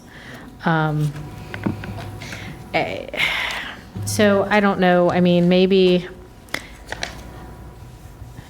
if Rodinia's not leaving the country, depending on who we hire, she might give us a couple days, but I guess I'm not in favor of hiring an interim for 3 days. If I may, I don't think there's, unless they're out on the street not currently employed, I don't think realistically they're not going to give 30 or 60-day notices. I mean, any respectable person would do that. I would do that. I would expect, I'm looking at you all in the back, you leave us, you better give us some notice, you hear me? But I think that's just standard procedures in the business workforce. You're not going to get, we offer the job on June 3rd, and they're going to start June 4th. That's not realistic. I mean, there's going to be negotiations, and there's going to be, they're going to give their notice. I don't know that they're going to, so I think that realistically, there has to be an interim. Well, let's before we get to the interim, let's finish the getting to the interim process. So let's go back to the 30 days for the application, the 2 to 3 weeks for the task force, a week for interviews. That takes us to the end of May.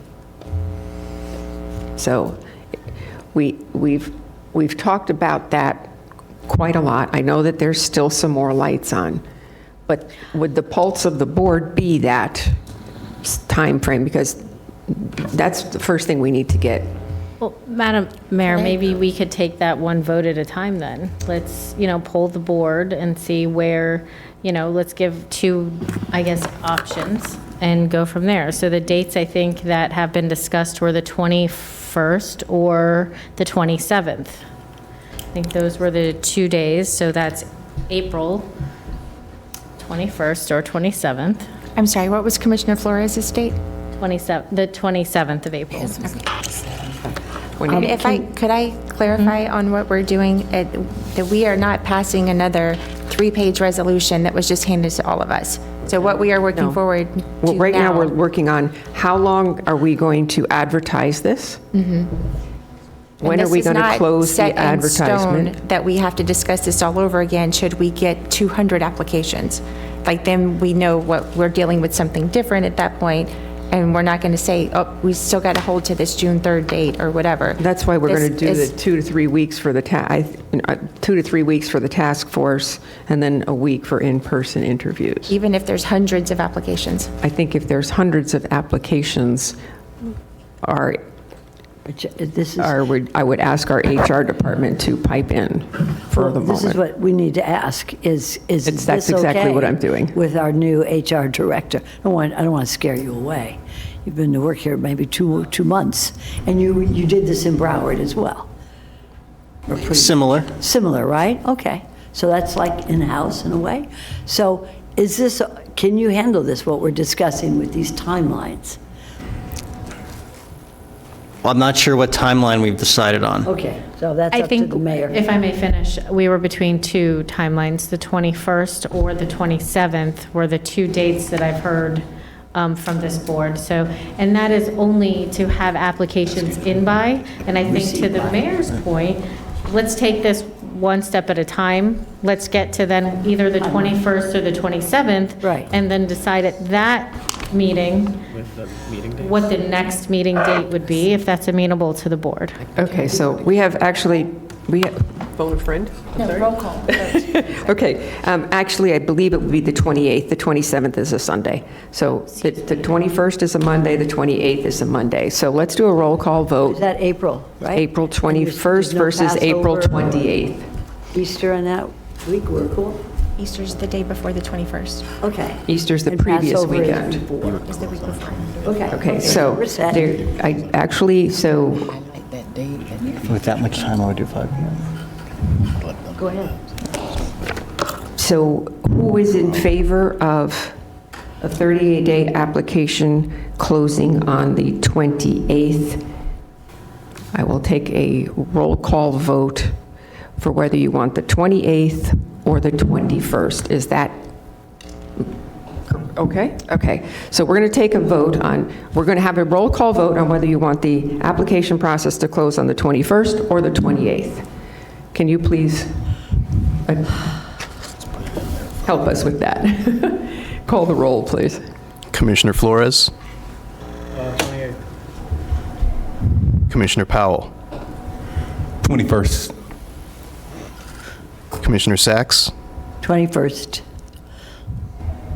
Commissioner Weiss? 28th. Commissioner Woodward? 28th. Vice Mayor Baxter? 21st. Mayor Marino? 28th. 4 for the 28th, 3 for the 21st. Okay, so the advertisement period will close on April 28th. Okay. Oh, wish him happy birthday. Oh, gosh, oh, don't say that. Oh, Lord. Okay.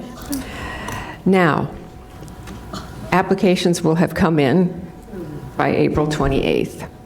We had a suggestion on the floor of 2 to 3 weeks for the task force to go through it. But before that happens, do we have the HR director go through them to make sure they're qualified? Eligibility. I'm happy to do it if that's, Can you The do direction. that in a week? yes. Okay. So if you can do that in a week, that would mean we'd have 2 weeks for the task force to go through the qualified applications. Task force, you said 2 weeks for the task force? Correct. But between now and then, we can choose the task force. We don't have to wait till then to choose the task force, and then we don't have to wait for them to do the ethics and whatever else they need to be qualified to be a task force person. Joel? Commissioner Mayor? Flores? I would like to see the next 60 to 90 days of the meeting so that we can see them up there. Just so that we can formulate what we're talking about with the dates of our meetings. May. May 6th is our board meeting. May 6th? May 6th, then May 13th, May 20th. we have comp plan.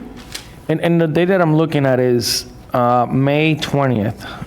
And the reason I'm asking for that is because under item 4, option 2, Under Commissioner's revised timeframe, Commissioner Powell's, he puts here May 20th, and I think we might be able to adhere to that. We have a workshop that day. Oh, Administrator Baker, your eyes got big. No, hold on, I'm trying to hold on. Schedule the task force to interview all of the candidates publicly on May 20th. Yeah. No, but that doesn't have to be, that has nothing to do with us, correct? Yes, it does. The May 20th? No, workshop? it says task force. Oh, yeah. Okay. Task force. About to give me a heart attack. Now, for the task force to do interviews, and I'm referring to Commissioner Powell, do we want to give them a time range instead of one specific day? Like that week of the 20th? So that there's flexibility if that person can't attend on the 20th, they can attend on the 21st? Mayor Flores, thank you for that. And I believe you're going in a direction that I'd like to explore. The idea is May the 20th is the date that we know we have a public hearing. People will be here for a public hearing, so that's built in. If the task force does meet that week, it will likely need to be advertised as a public hearing for the task, for people to be able to participate, right? I don't have a problem with that as long as it keeps us on a timeline and a time frame that allows for this to work. The challenge I have is, with regard to the task force, is making sure that they have the information provided, and the task force, the team of people that can work with our team, our staff, can make sure that everyone can make the meeting date, right? We're talking about working professionals, so that's where we talk about the flexibility. If they say, well, we can't make May 20th, then our staff can work with them to see what dates all 7 people can make it work. So yes. So what I'm seeing is from the 28th, basically to the week of the 19th, the task force would be able to screen, HR would be able to create the pool of qualified individuals, give the task force time to do some sort of scoring system, because if they get 100 applicants, I don't think they're gonna do Zoom interviews for everyone. I think they should do some sort of, the way we did it at the TPA, we went through all of the, independently at home, we went through all of the resumes and their letters, and we gave them a score. And then from there, you invited the top 20 to do interviews. At least that's the TPA's method. That's what in my head I see. Because if they interview 100 people on Zoom, it's gonna take more than 3 weeks. So, and this is something that we can discuss if that's the right process here. So then that week of the 19th through the 23rd, they would do their interviews with these individuals. And then the week of the 26th, they would do their scoring or whatever they have to do. And then going back to that June 3rd, the task force will present the top 5 to us. So that falls back in line with Commissioner Powell's updated timeframe. Does that make sense, Mr. Canada? Do you think this is doable? I think so. That's what I wanted to hear. Now we're playing. Let's go. Okay, so to reiterate, we close on April 28th. Then the week from April 28th to May 5th is when Dr. Khan would go through and assess the applications and come up with the qualified applicants. And then May 12th, so May 5th would be when you turn it over to the task force. And you're giving the task force from I'm sorry, I said that wrong. Yes, May 5th. So you then would turn it over to the task force on May 12th, is that correct? Because that's a week. If I'm doing it. They'll come to us on the 28th, which then May 5th would be, May 5th would be the week. Then from the 5th to the 19th would be when the task force would be going through this. Okay. Did I get that right? Okay. And then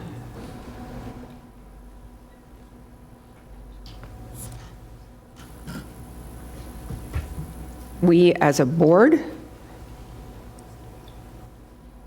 go through them. The task force would then have to do interviews the following week. Is that right? Commissioner Flores, when you did this, you had time to whittle down the applicants through their resumes, and then there was a separate time after that where you did joint interviews with the task force, right? Yeah, so we had about 50 applicants. We received the applications well in advance with their letter. And then we basically had a scoring system based on experience, education, all of that jazz. And then you submitted it to the chair, or in this particular person, it was me, and I worked with the third party that we had hired. The third party took forever to compile the data. I hope that doesn't happen here. And then we invited the top, I think it was 20 or 25, to do some interviews. And those Zoom interviews were, I think, 20 or 30 minutes each. And then from there is where they shrunk it down again, and I think we interviewed 8, and then we presented 3 to the executive board. So then, just to be clear, the weeks after you reviewed the resumes, however long that took, then do you believe a week for the task force to do? I think the reviewing the resumes and scoring it might take 3 to 5 days. Okay, so It just really depends on the quantity. I think that's realistically we need what's. to keep flexibility for that, just in case. Yeah, so, and then from there, you schedule the Zoom meetings. You probably select 20, and then from there, you whittle it down to, I don't know, 8, and then they come back with a recommendation for 5 to us. Okay, so let's do this. April 28th close. It's with HR from April 29th to May 5th, which means then it goes to the task force on May 6th through May 19th. That's 2 weeks. So from May 20th. Excuse me, Madam Mayor. Sure. On May 6th itself, I believe we have a board meeting that day. We do. Are we selecting the task force that day? No, before that. So what is the date? You can do it somewhere in April. We'll do the task force sometime in April. Okay. And this way they can get everything done and qualified for when we. Mayor? Yes, sir. That would be great if we could select the task force early, therefore we can provide the training necessary to be a member of it. Correct. We can, if we have the criteria for the task force, at our next meeting, we can choose our task force, if that would be okay with the board. Madam Mayor, I believe that staff presented what the criteria for the task force should be already in its presentation, if I'm not mistaken. Yeah, it's in here. Yes. Am I correct, Mr. Khan? Yes, they did. Okay, so let's get back to dates. Task force would be May 6th through May 19th. They would be looking at and scoring the presentations, the applications. Is that correct? And then doing the interviews on May 20th for a week? That week of May 20th, yeah. Okay, I'm trying to get this, so. I think the first round is the first week of May 20th, and then the second round, because they'll go from 20 to probably to 8, let's say. And when you interview the 8, that might be a little bit lengthier than that 20-minute initial meeting. So maybe the second week may. So that would be, the second week would be April. May 26th through. June. To June 30th, and then on the 3rd, they're coming before us with the top 5 recommendation. After they do that long interview, they'll know which one are going to be the top 5. So we will give them from so then the long interview would be from May 7th, from May 28th to June 2nd? I asked that with a question because that really gives them basically 4 days to do them. And May 26th is Memorial Day, so yeah. So basically, the interview should go till May 23rd. My calendar just went away. Interviews. I do want to ask Commissioner Powell something here, and I apologize. On his, he only has one round of 20-minute interviews. Is that the way you see it, Commissioner Powell, at all? Mayor Flores, the 20-minute interviews would be the whittling down. So once that task force has whittled it down to a reasonable number, then we would go into the 20-minute interviews. If they have not whittled it down, we want to get to the point. I like your flexibility and I like your idea of the first round is you're looking at resumes. It's not interviews. The interviews is when we whittled it down. We're not. If there's 100 people or 80 people, I don't think 80 people should be interviewed. I think that should be whittled down to a reasonable number, which we don't have to define. We can, if we want to, stick on what that number looks like. It can be 20, it can be 10, or it can be 5 or 6 before we get to the candidate interviews. Okay.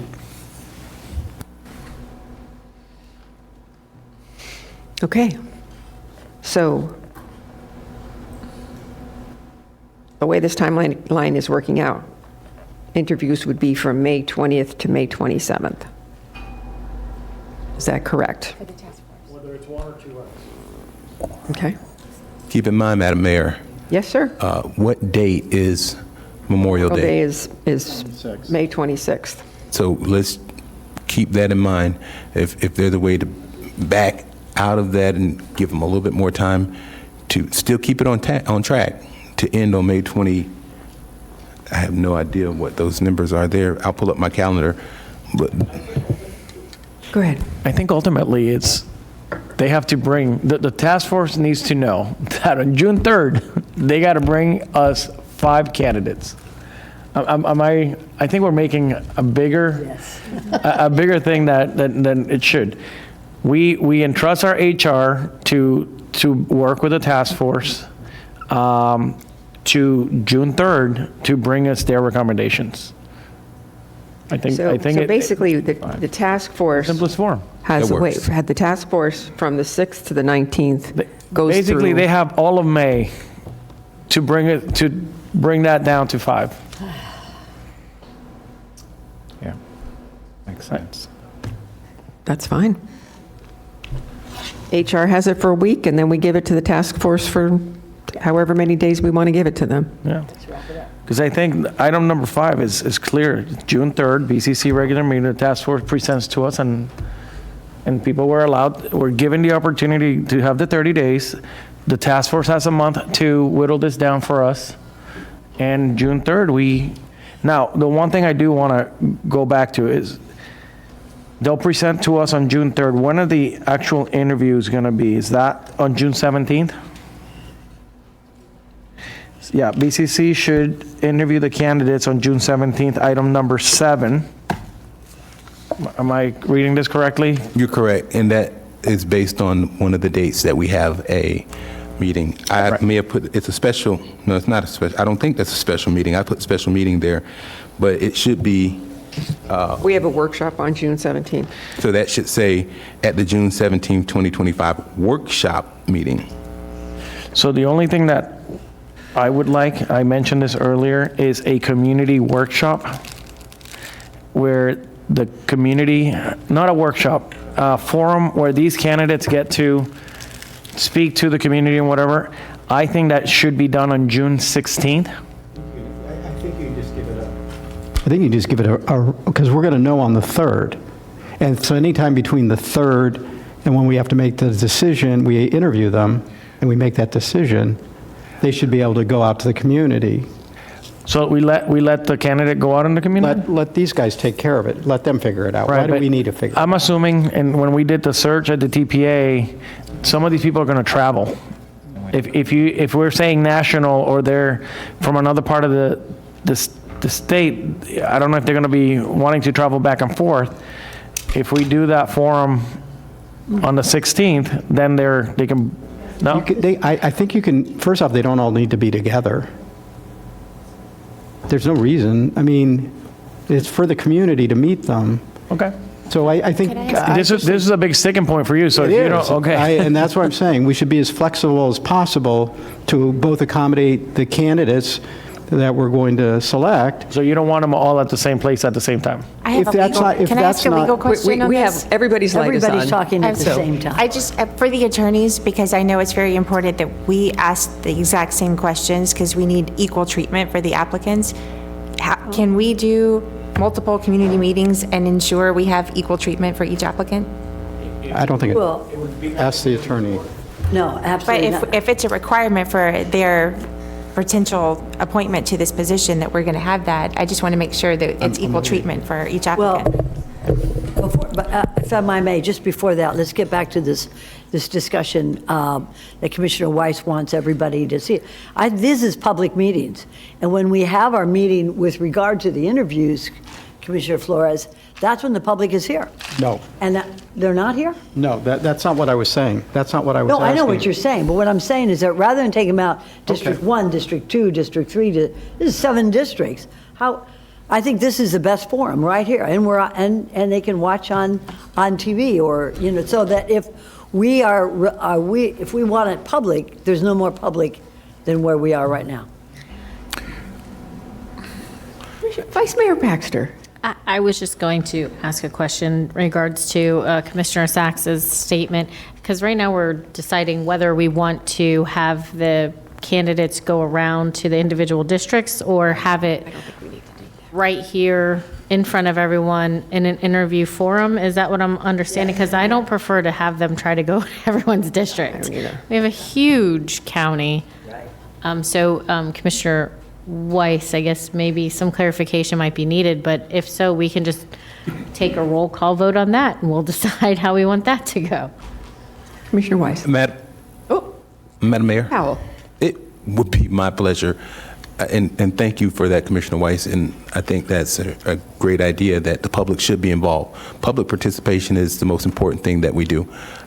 In an issue like this, coming to the committee, to the commission chambers, I think when we make sure that the applicants are whittled down, people should have the opportunity to do a workshop to see who the applicants are and provide feedback. If there's somebody they like, they ask questions, they say, we like this person. If there's somebody they dislike or despise, they say that, and we hear the community's feedback in this form. It will be in the newspapers. It'll be well advertised, I believe. So it would be, now, this is not something that I'm a stickler for, so it's really on you. I think it's a challenge to do separate public meetings for each individual candidate.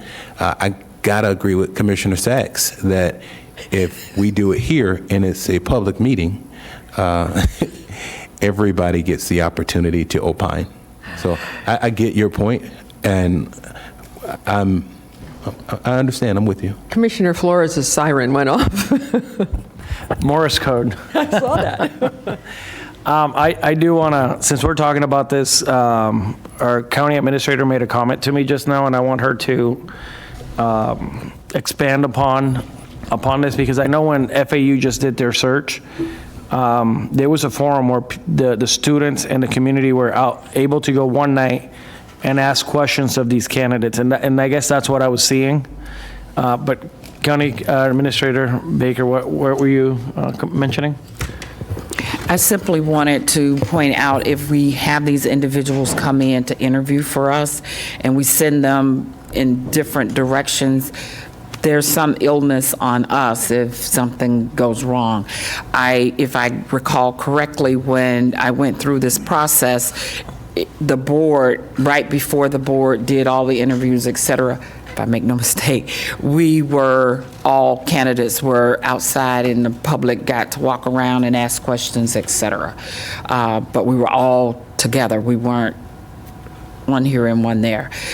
It's up to this board, but just some consideration for individuals, especially those not used to our county and having to go into different areas. Question for the attorney, and I don't want to kick the can down the road. Is this something we have to decide today? We have a lot of meetings between now and then to figure out that part of the process. Well, I think that's entirely up to the board. I'm willing to defer this to a later time. The other thing I thought was really important, which I didn't say, which was that I did believe it should be at night. It should not be during business hours, so that as many people as possible can participate. So my recommendation was going to be to do it the night before they come before us. Yes. That way, if they're traveling, they get to travel. The community, whoever attends, get to see them all 5 of them interact.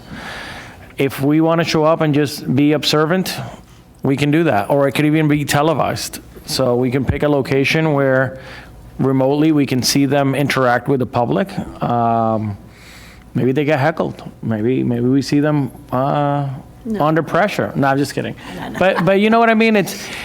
They may get a tough question coming from the community. They may get, so I think that might be good for them to interact with our community at large. And if we do that the night before, we're opening our doors of the process to the community to hear what they have to say, what their questions are. It could be televised, so that way we can see them in action.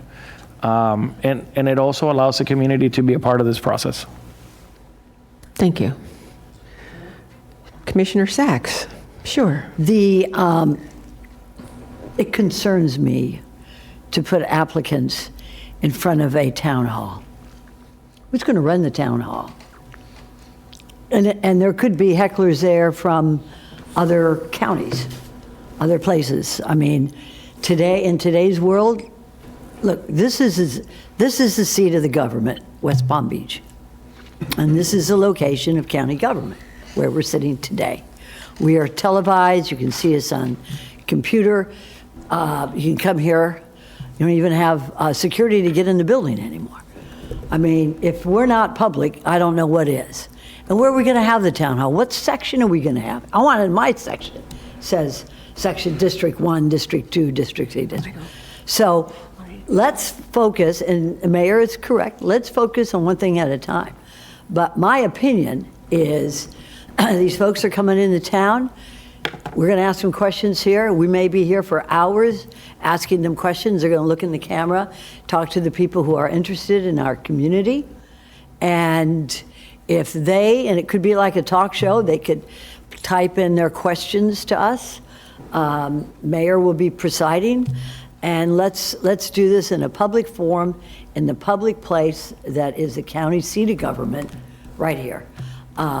Otherwise, we get into the weeds. If we don't have to absolutely confirm this right now, I suggest that we confirm what we already have done and move on. Correct. Okay. Thank you. I do appreciate that.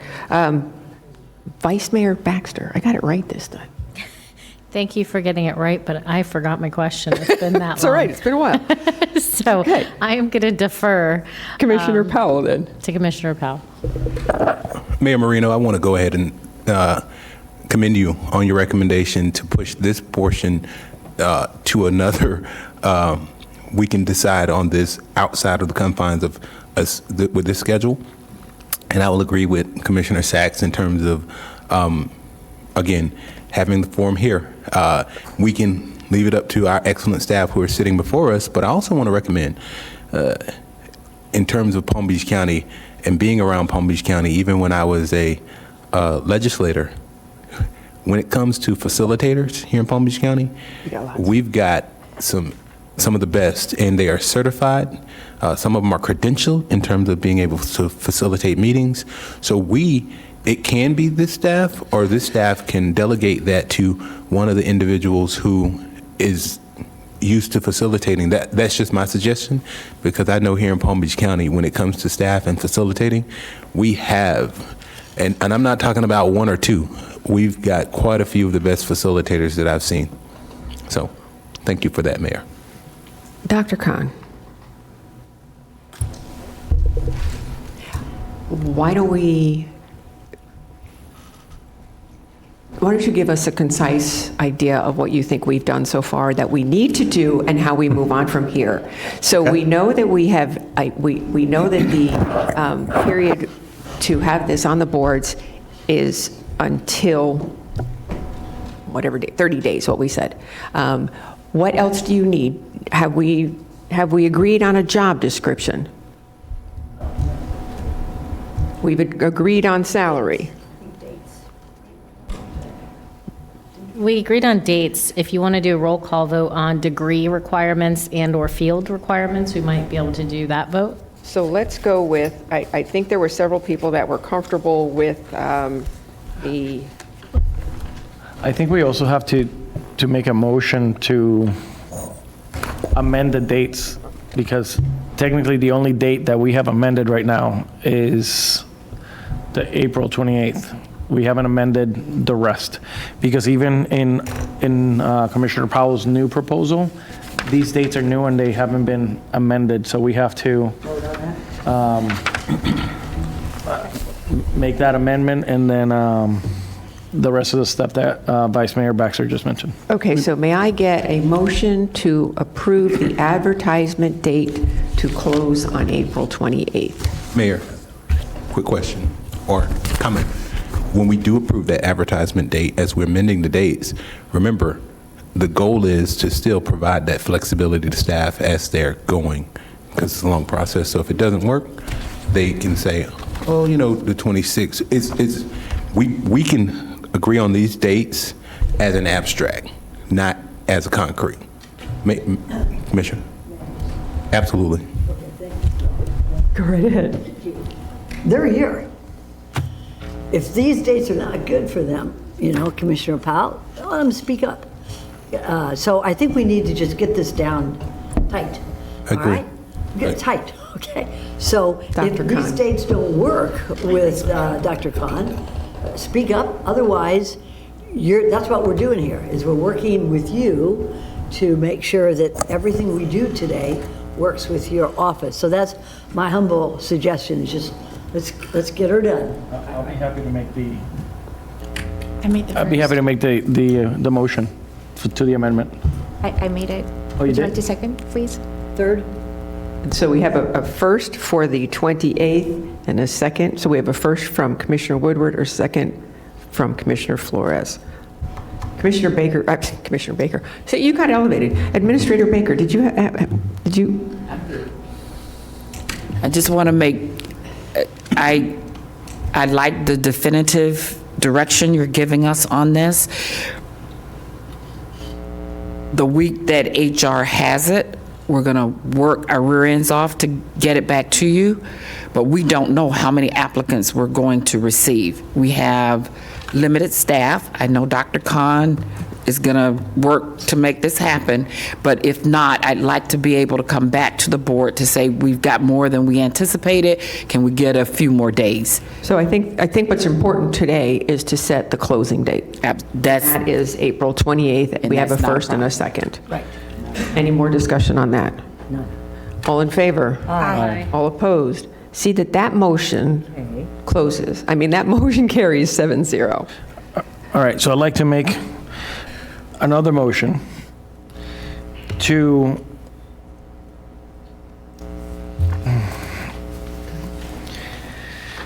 amend all future dates to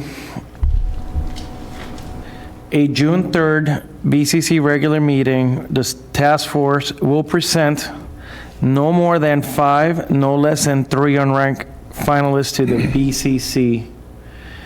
In addition, at the June 17, 2025 meeting, the BCC should interview the candidates, so we'll have the interviews on June 17th. At a public hearing, correct. At that regular scheduled meeting. So the motion is whatever dates work between April 28th and June 3rd, we will work out. But June 3rd will be the drop dead date In for the task addition, force to bring it to the board. and in addition, it's here on this document that between June 4th and June 16th, so leading up between June 3rd,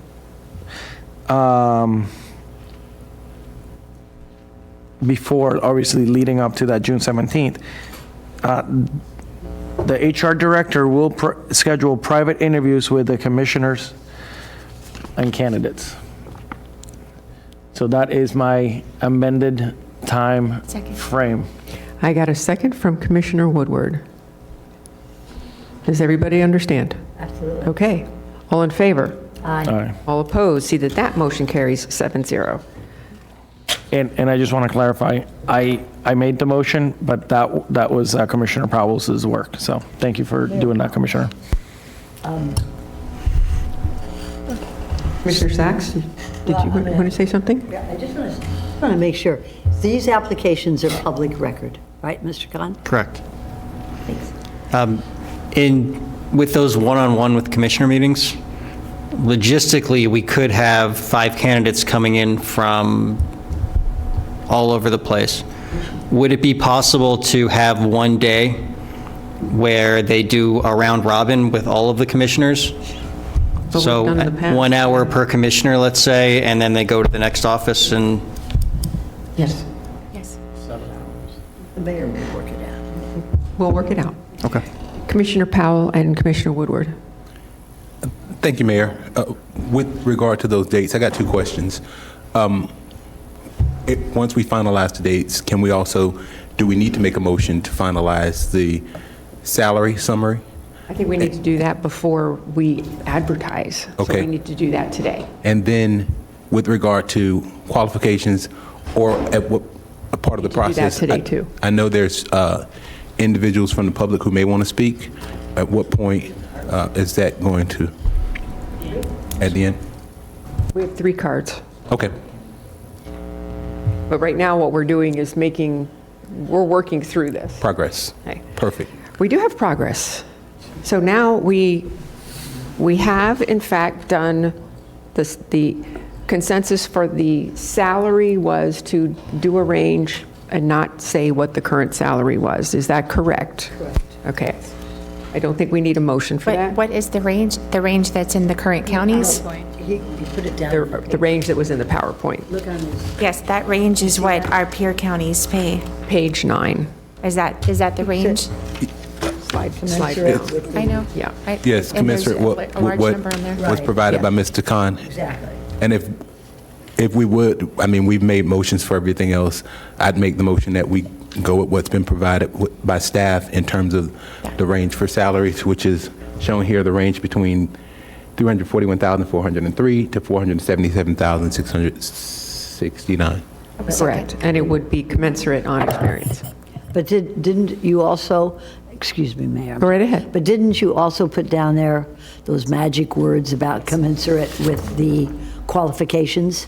I like that because, as I said, like the mayor said, somebody incredible comes, and maybe we want to give them a little salary hike. Can we put that magic words in that you have already submitted to us? Do you mean above the range? No, not above the range. Within the range? Within the range, Okay. commensurate within the range. Within the range. 477. Should we put that down, that it would be commensurate with what their qualifications are? That language is currently in the draft advertisement. Yes, that's what I think. And I'd like to see that. I don't know what page it is now. It's on page 3. 13? It was this way. Okay. Anyways, I can't find it right now, but if we could have that in there as well, and if everybody could see it, if there's any objections. The way it reads right now is the That's a good idea. salary of this position is open and dependent upon qualifications. Starting salary will be based upon the knowledge, skills, and experience of the individual selected. In addition, the county offers Yeah, beautiful. the normal boilerplate. It is. It's good boilerplate. And it we does will, say about but the we will residency. put a range here. Right, excellent. So add the range. Madam Mayor, I made a motion to approve that. Correct. So we have a motion, we have lots of seconds. And thirds. And fourths. All in favor? All opposed? See that motion carries 7-0, and that is the salary. Now we are going to go with the, what do we want as qualifications? And Mayor, May I ask a question? Yes, sir. Are we going to consider, is county paying for travel of people here, or is that independent? Do they cost their own? No, there's a county-wide PPM for applicants, the travel reimbursement, and it specifies what they are compensated and what the process is. So that if would they're be, if so they're the traveling- county would be paying for those 5 individuals to, If they're traveling to Palm Beach County from somewhere else. okay.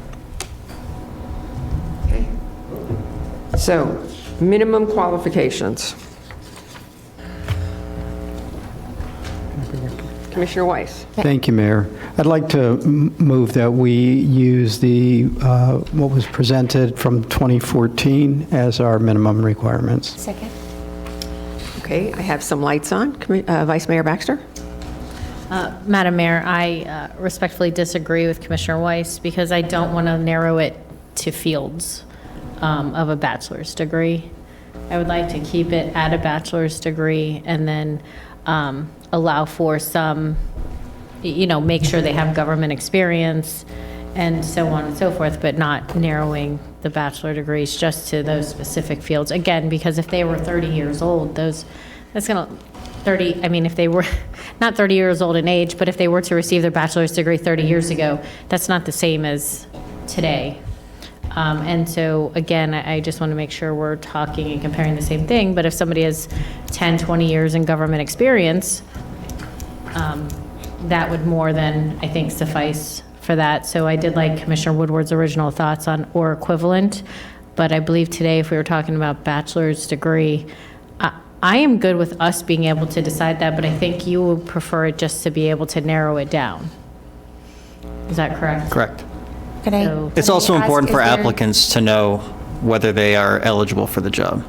Could I ask if you would just like to expand the fields that we already have listed? I guess I don't think I know, and there's so many fields that a bachelor's could be in. There's no way I could list all of them off the top of my head, which is why I say, let's make sure they have a bachelor's degree, a preferred master's, but then I just want to leave the fields part out of it. Here's, We know, I mean, to be maybe, clear on this, it says our ideal candidate qualifications. So I like leaving that in there, and then if someone feels strongly enough that their other degree would qualify, and they have years of experience, it wouldn't be disqualifying, but these are ideal. So just add that to the preferred list, like the master's would be preferred. I would like that. and here's the thing, I could agree. Preferred fields? I can agree with you on having a, where somebody has had extensive experience, if they got into government, they had a different kind of a bachelor's degree or master's degree and got into government and spent, 20 years in government and had that kind of experience. I don't know how you, and maybe this is something, and I would be happy to have that flexibility. I don't know how you can put that in there. Do you need the minimum number of years in serving in government or equivalent? I mean, I think, I understand what you're saying, Vice Mayor, but, and it makes a lot of sense. I just don't know how you express it. If we're making a preference, though, then it's So again- prioritizing it. And as you're prioritizing, that is what would move you to the top or not. Madam Mayor, We've got everybody's lights on. Commissioner Powell, go right ahead. Attorney Audi also has it outlined in statute and per what our county standard is with regard to the ratio for experience compared to degree. Can you? What that is just the Florida statute that was enacted in 2023 that gives you, if you want to have, say, a bachelor's degree or equivalent, what the equivalent should be. So it's in terms of experience. So if you have a bachelor's degree, you couldn't require, and you wanted to have an equivalent to a bachelor's degree, in terms of experience, it couldn't be more than 4 years experience. So you could have, so if you say a bachelor's degree in public administration or the equivalent in experience, it would be a maximum of 4 years experience in public administration. Can I ask, just to clarify on that, that would be to replace the education requirement, but if we have an education and an experience requirement, then that replacement of education would have to be added to the experience requirement that we already Correct. have. So if we're having 10 years of experience required, and they do not have a bachelor's, but they would need 4 years, so 14 years of experience. Up to 14. Okay. The statute makes it not to exceed. Okay, just making sure, because we do have both. We have education and experience, Correct. and if we're not going to have one, then it adds, it's cumulative. Correct. Okay, thank you. Commissioner Sachs. Then, Mr. Adi, can we do this? Can we say you have to have at least a bachelor's and so many years of experience by statute? Well, the statute doesn't address any additional qualifications that you want. It's only providing an equivalent. What is the minimum? Now, I know the minimum is, I guess, to be breathing and to be resident of Palm Beach, but don't, and I'm asking you, Dr. Khan, when you put an application out, don't you put at least you have to have this, otherwise don't apply? Yes. Okay, so we're looking at the minimum, and if somebody doesn't meet that minimum and they want to apply, we just We would still look at their equivalency and make Okay. sure that's not there, and if it's not, then yes, they would be So disqualified. don't we need to have a little statement saying that by Florida, you don't have to say by Florida statute, but so many years of experience would be equivalent to a bachelor's degree? I'm looking at you legally. The statute- With that? While the statute tells you what the maximum is, it also says may elect to. So you don't have to. So we don't It have says to a put board that in? may. Okay, so to make it simple, we can put a bachelor's degree, and my opinion, humble opinion, subject to change, is that somebody could have a bachelor's degree in agriculture, or in land planning, or pre-law, and be pretty darn smart in some of the things that they do, or psychology, which would probably be the best. So I think just a bachelor's degree, or maybe, and we don't have to put those legal words in, and we could say a master's degree is preferred, that's fine. Do we want to put at least 10 years of it? Because I'd like to see new, fresh, young people applying, because this is the way our county should be. We're young, and we're getting a lot of families, and I think it would be good. We can't say to young. have less than 10. What do you say, David? We can't say young. No. You're kidding. No, but what I'm saying, and is just off the top of my head, do we need to put 10 years, or should we I put think we 5 to do. 7? This is not Okay. on-the-job training. This is a big county. This is a Fortune 500 company. This is, I think it's necessary for somebody to have an education and experience in this job, my opinion. But, the way this is written, it says, a bachelor's degree in public or business administration, finance, economics, engineering, or a similar field. We've already left it open. Yeah, but And then it agriculture says- is not similar to, I just say bachelor's degree and then with the years of experience. So like I said, if I'll go with the mood of the board. If y'all think 10 years is better than 5 to 7, I'll go along with that. A master's in 7 years or a bachelor's in 10 years? Well, the only reason that I tell you what, I've researched our past county administrators. They're excellent. Nobody can say anything bad about our county administrator. I don't think they came in with this type of these recommendations, these qualifications. So what I'm thinking of is this. I did. Let's do what we can to get good people to apply from all over the country. And I think that if we put a master's degree on this, the biggest job that an administrator has is dealing with people. and doing the budget. Dealing with people, you don't, I mean, I've got 3 higher degrees, that doesn't mean I can be a good administrator. I'm going to ask Administrator Baker to comment, and I don't agree with the biggest thing is the budget, because there's a whole lot more than just the budget, but Administrator Baker. When I applied for this job, I did have a master's degree, and I had almost 15 years serving as the deputy county administrator. So I far exceeded what we're asking for.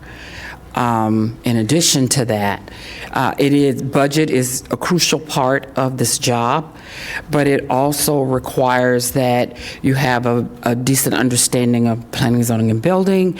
Everything that goes on in this county, I have to have some knowledge of what it is, and if not, I'm learning it, so that I can at least ask enough questions to make sure that what is being presented to this board we can justify. And so it takes a lot more. Personnel is a major issue. Actually, as the deputy county administrator, I worked with unions, helping to negotiate. Today, I go in when staff has not closed the deal. I go in to close those deals. And I also continue to work with the unions, having meetings when I need to sit down with them just to keep in touch with what's going on, what are they looking for, how are things going. So it's a lot. When you start to talk about it, it's not just 1 or 2 things that's involved. It is significant. Not to mention when we have to activate during gray skies. It is significant that we all know who to contact. We also work with our sisters and brothers in other counties to make sure that if something occurs, we can pick up the phone call and they're there for us. So it's comprehensive. However, people do learn, and I think that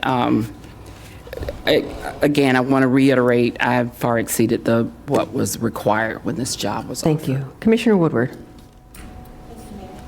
Sorry. Thank you, Mayor. Just to reiterate, I support us having the types of bachelor's degree listed.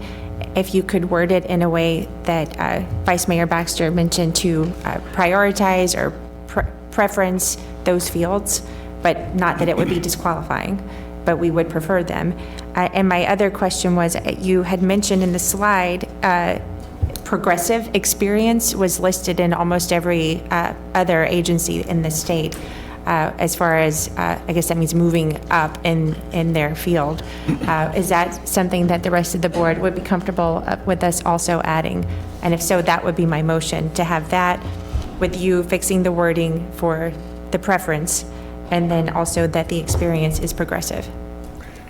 Did we want to have the 7 years experience if there's a master's degree, and 10 if it's bachelor's? Yes. Madam Mayor? Commissioner Powell. Thank you for that. My question is just the definition of what progressive experience would be. Would we define that? You know, and is that something that's defined by our attorney? HR gave us that word. Could you define that for us, please? Define progressive experience. It's showing growth in the position or in the organization where you've been or in your career.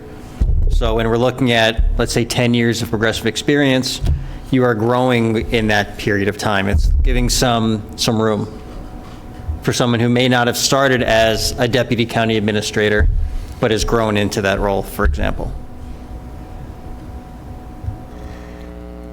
Okay. Commissioner Powell, anything else? No, I just want to make sure that we do define exactly what progressive experience is. And is that something that we look at that is, how do you say,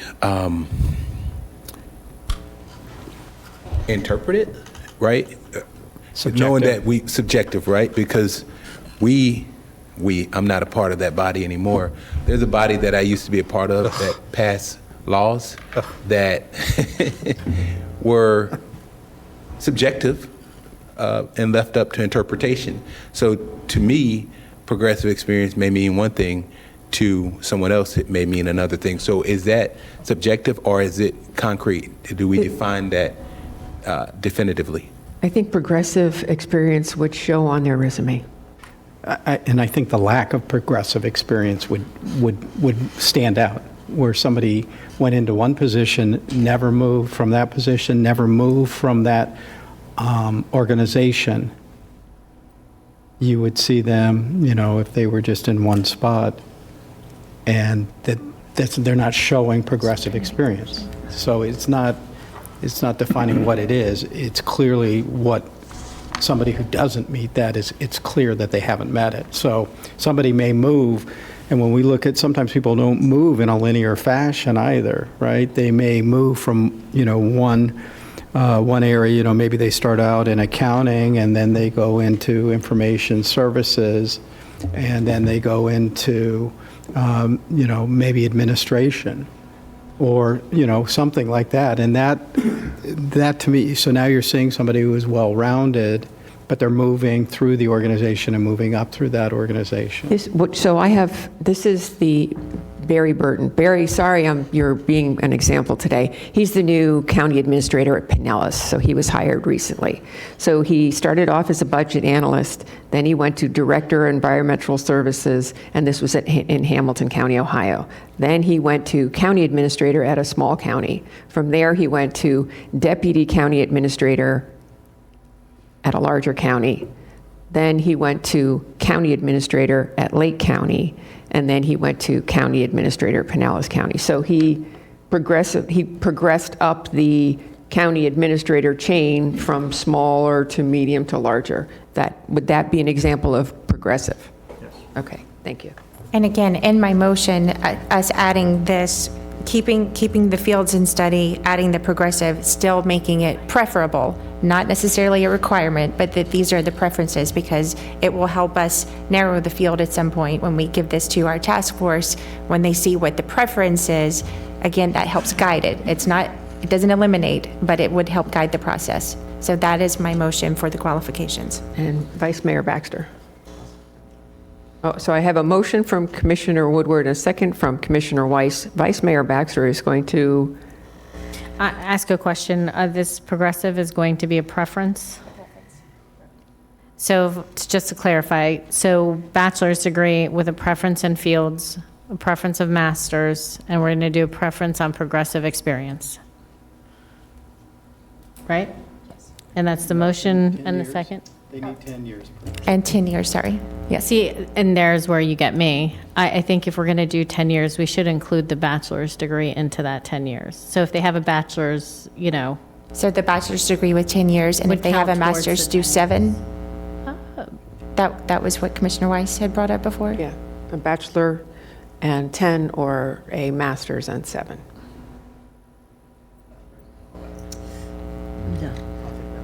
Okay. I don't really, again, because this wouldn't be such a big deal if this wasn't going through HR's dwindling it down, and then we have a task force dwindling it down.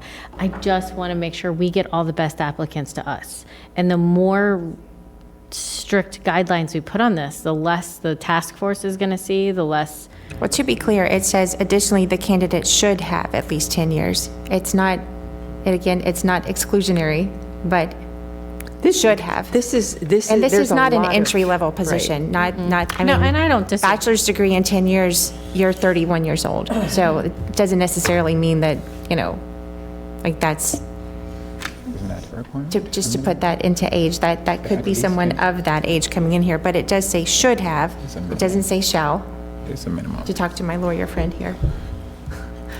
Turn to you. I'm not the lawyer. It turned to you. But anyway, hold on. So Vice Mayor Baxter, anything else you want to add? Well, I guess I would like Mr. Oddie to clarify the language when it says should or shall. Does it make a difference? Shall. Shall means it's a minimum. And is that what it currently? Shall means or should means?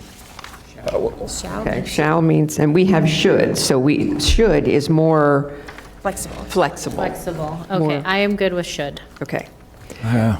okay. We should. We should. Commissioner Flores, are you done? I'm Okay. Commissioner Flores. Yeah. I'm enjoying this. I'm enjoying having the dialogue. I'm enjoying, well, it's better than running to a newspaper, but So I don't want to limit this, and I wanted to use an example of the people that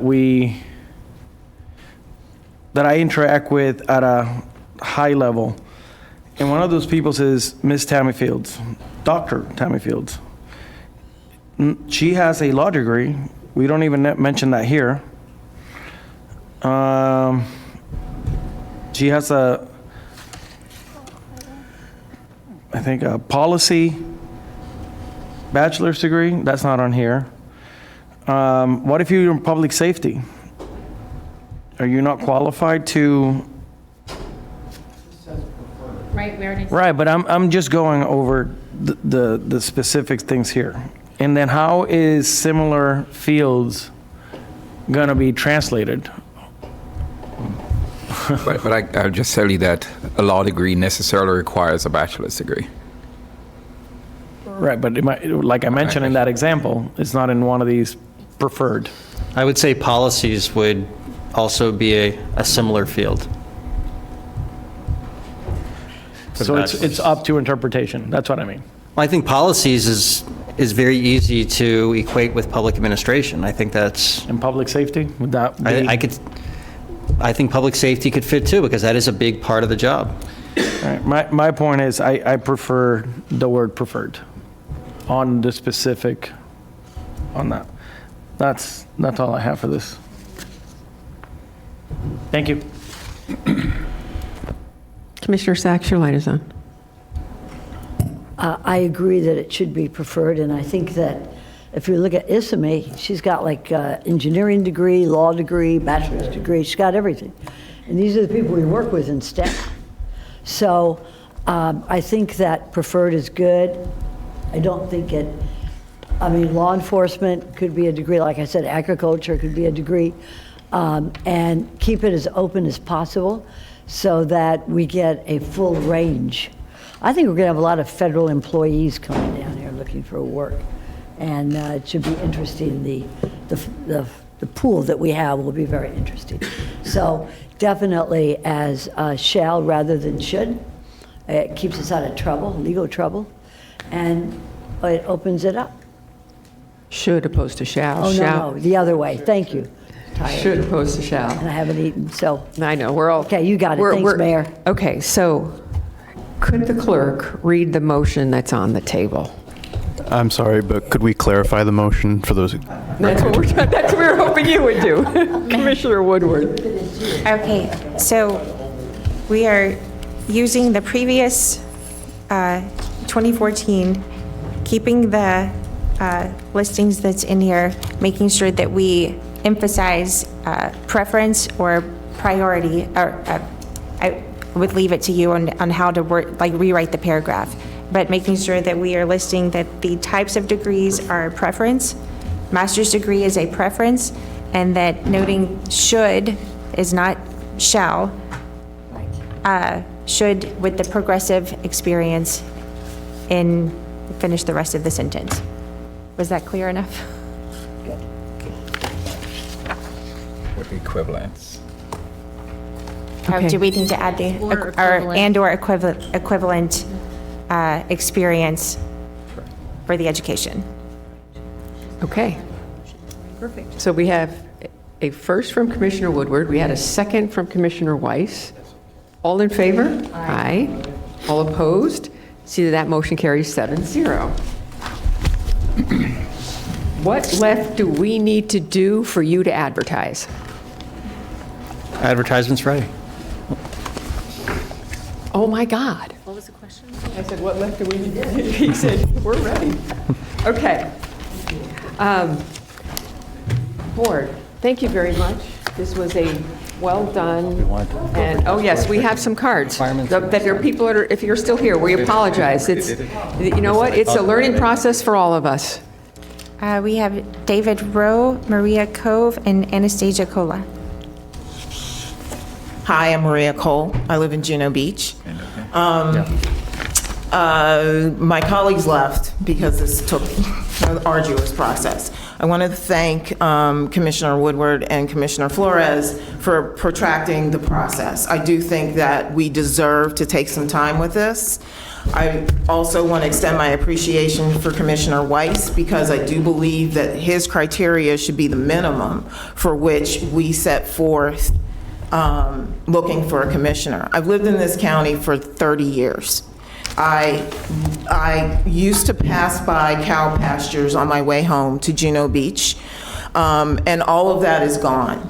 We are growing as a county. We are becoming more sophisticated. To bend that curve down so that you can accept more people is not in the best interest of our community.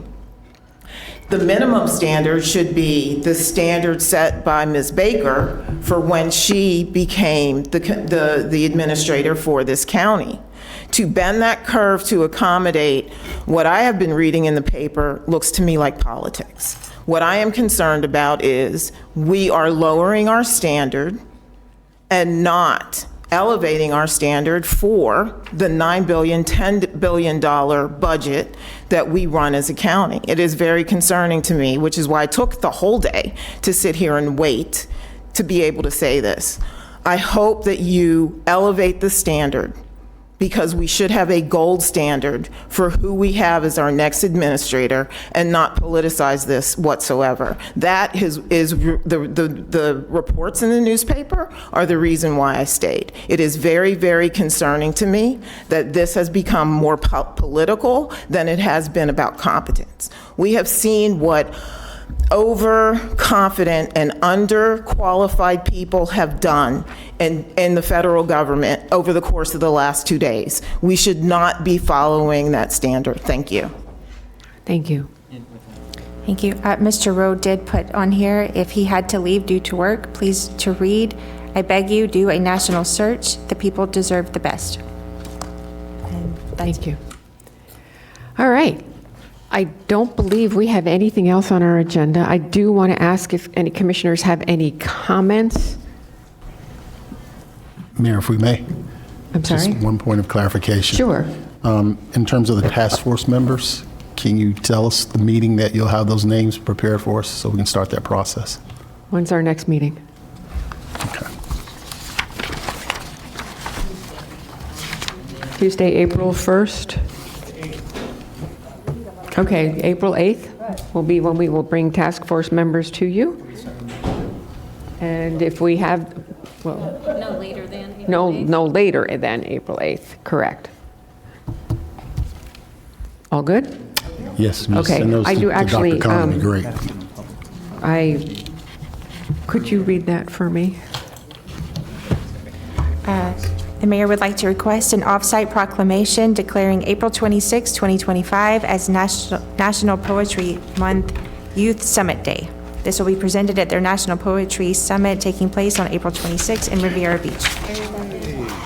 Okay, all in favor? Aye. All opposed, motion carries. Does anyone else have anything that they'd... Mayor. Yes. Just want to make a point.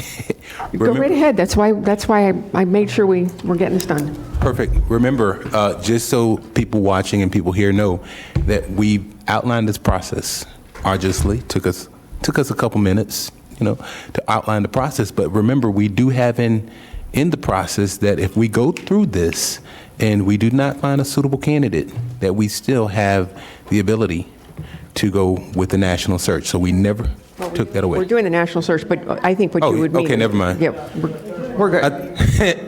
We'll take that away. I think what you mean is have a third party facilitate. Exactly. There we go. Okay. Thanks. 4:18. Thank you all. It's been a long day. I appreciate everybody doing this today. Have a good afternoon. And I have to go to canvassing. I think we should piece together.